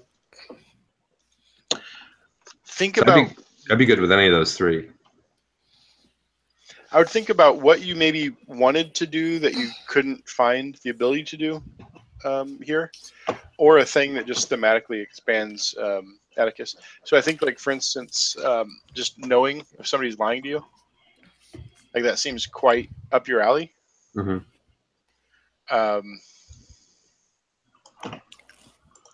Helping hand wouldn't be necessary for Samantha to take over, like, your charming role. Like, that's kind of what you do, and so it wouldn't have, but it could help with that. It's for help out. It can help with anything. Mm-hmm. So it could be when she's trying to get tough and kick some ass. It could be when she's trying to lie to somebody. It could be when she's trying to cast a spell. So it works on anything where you're using help out. You can add to any one of her rules that you're actively helping in. But it's really, it's to help you support her. It doesn't bring you any direct benefit to you other than keeping her from failing or pushing her up to a 10+. Right. The mundane. Oops. That one just seems like card. It just seems like it'd be funny to see how it works. Is the only reason I mentioned that one. And it would put a lot of discretion in my hands. Generally, I would try and do things that, like, will be interesting to the players. So I'm not gonna.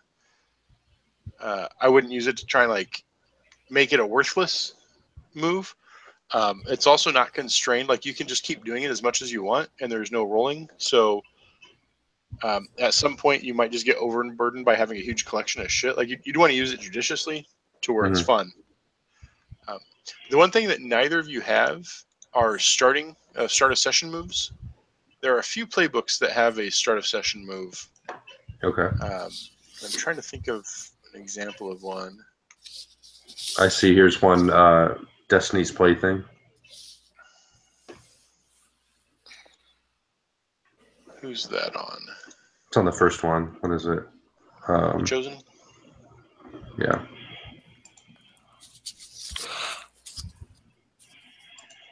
So those sorts of start of session moves can kind of seed the adventure. And that one's actually start of a mystery. So, like, this time when we got together, we were halfway through a mystery. Mm-hmm. That one would just be at the start of each mystery, not each session. Some of them are sessions, some are mystery. All right. Those would be things to kind of consider if you want to, like, it's almost like the break in a game of pool. Like, that just kind of sets the stage for whatever happens next. It can be interesting. But I think any of those would be interesting. I kind of see Atticus maybe just wanting to know when people are lying to him as a kind of RP type thing. Yeah. That might fit a little bit more. If you want to see the game go in more of a direction of you two working together, then I could see the helping hand becoming a big thing.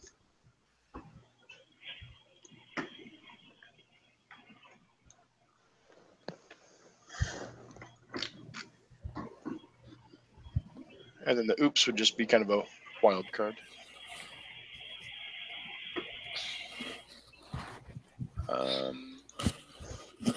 And then I need to think about who from your past is going to show back up. No. One of the guys is dead. Jessica hasn't used any luck yet. When you use luck, your dark side's needs get nastier.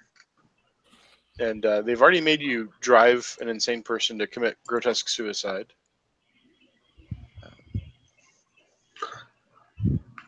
All right, I think I am going to take Suspicious Mind. Okay. If somebody lies to me, I know it. Okay. There should be a way to add another move. Yeah, down underneath add a move. Other moves, you can add one. All right, and do I just type it in? I can copy and paste it in there. If that's when you want, I'll just drop it in there. Okay.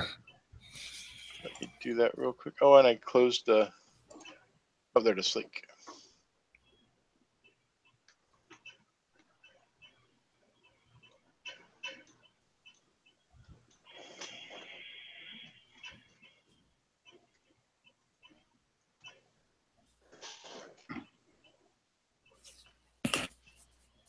Okay, it should be there.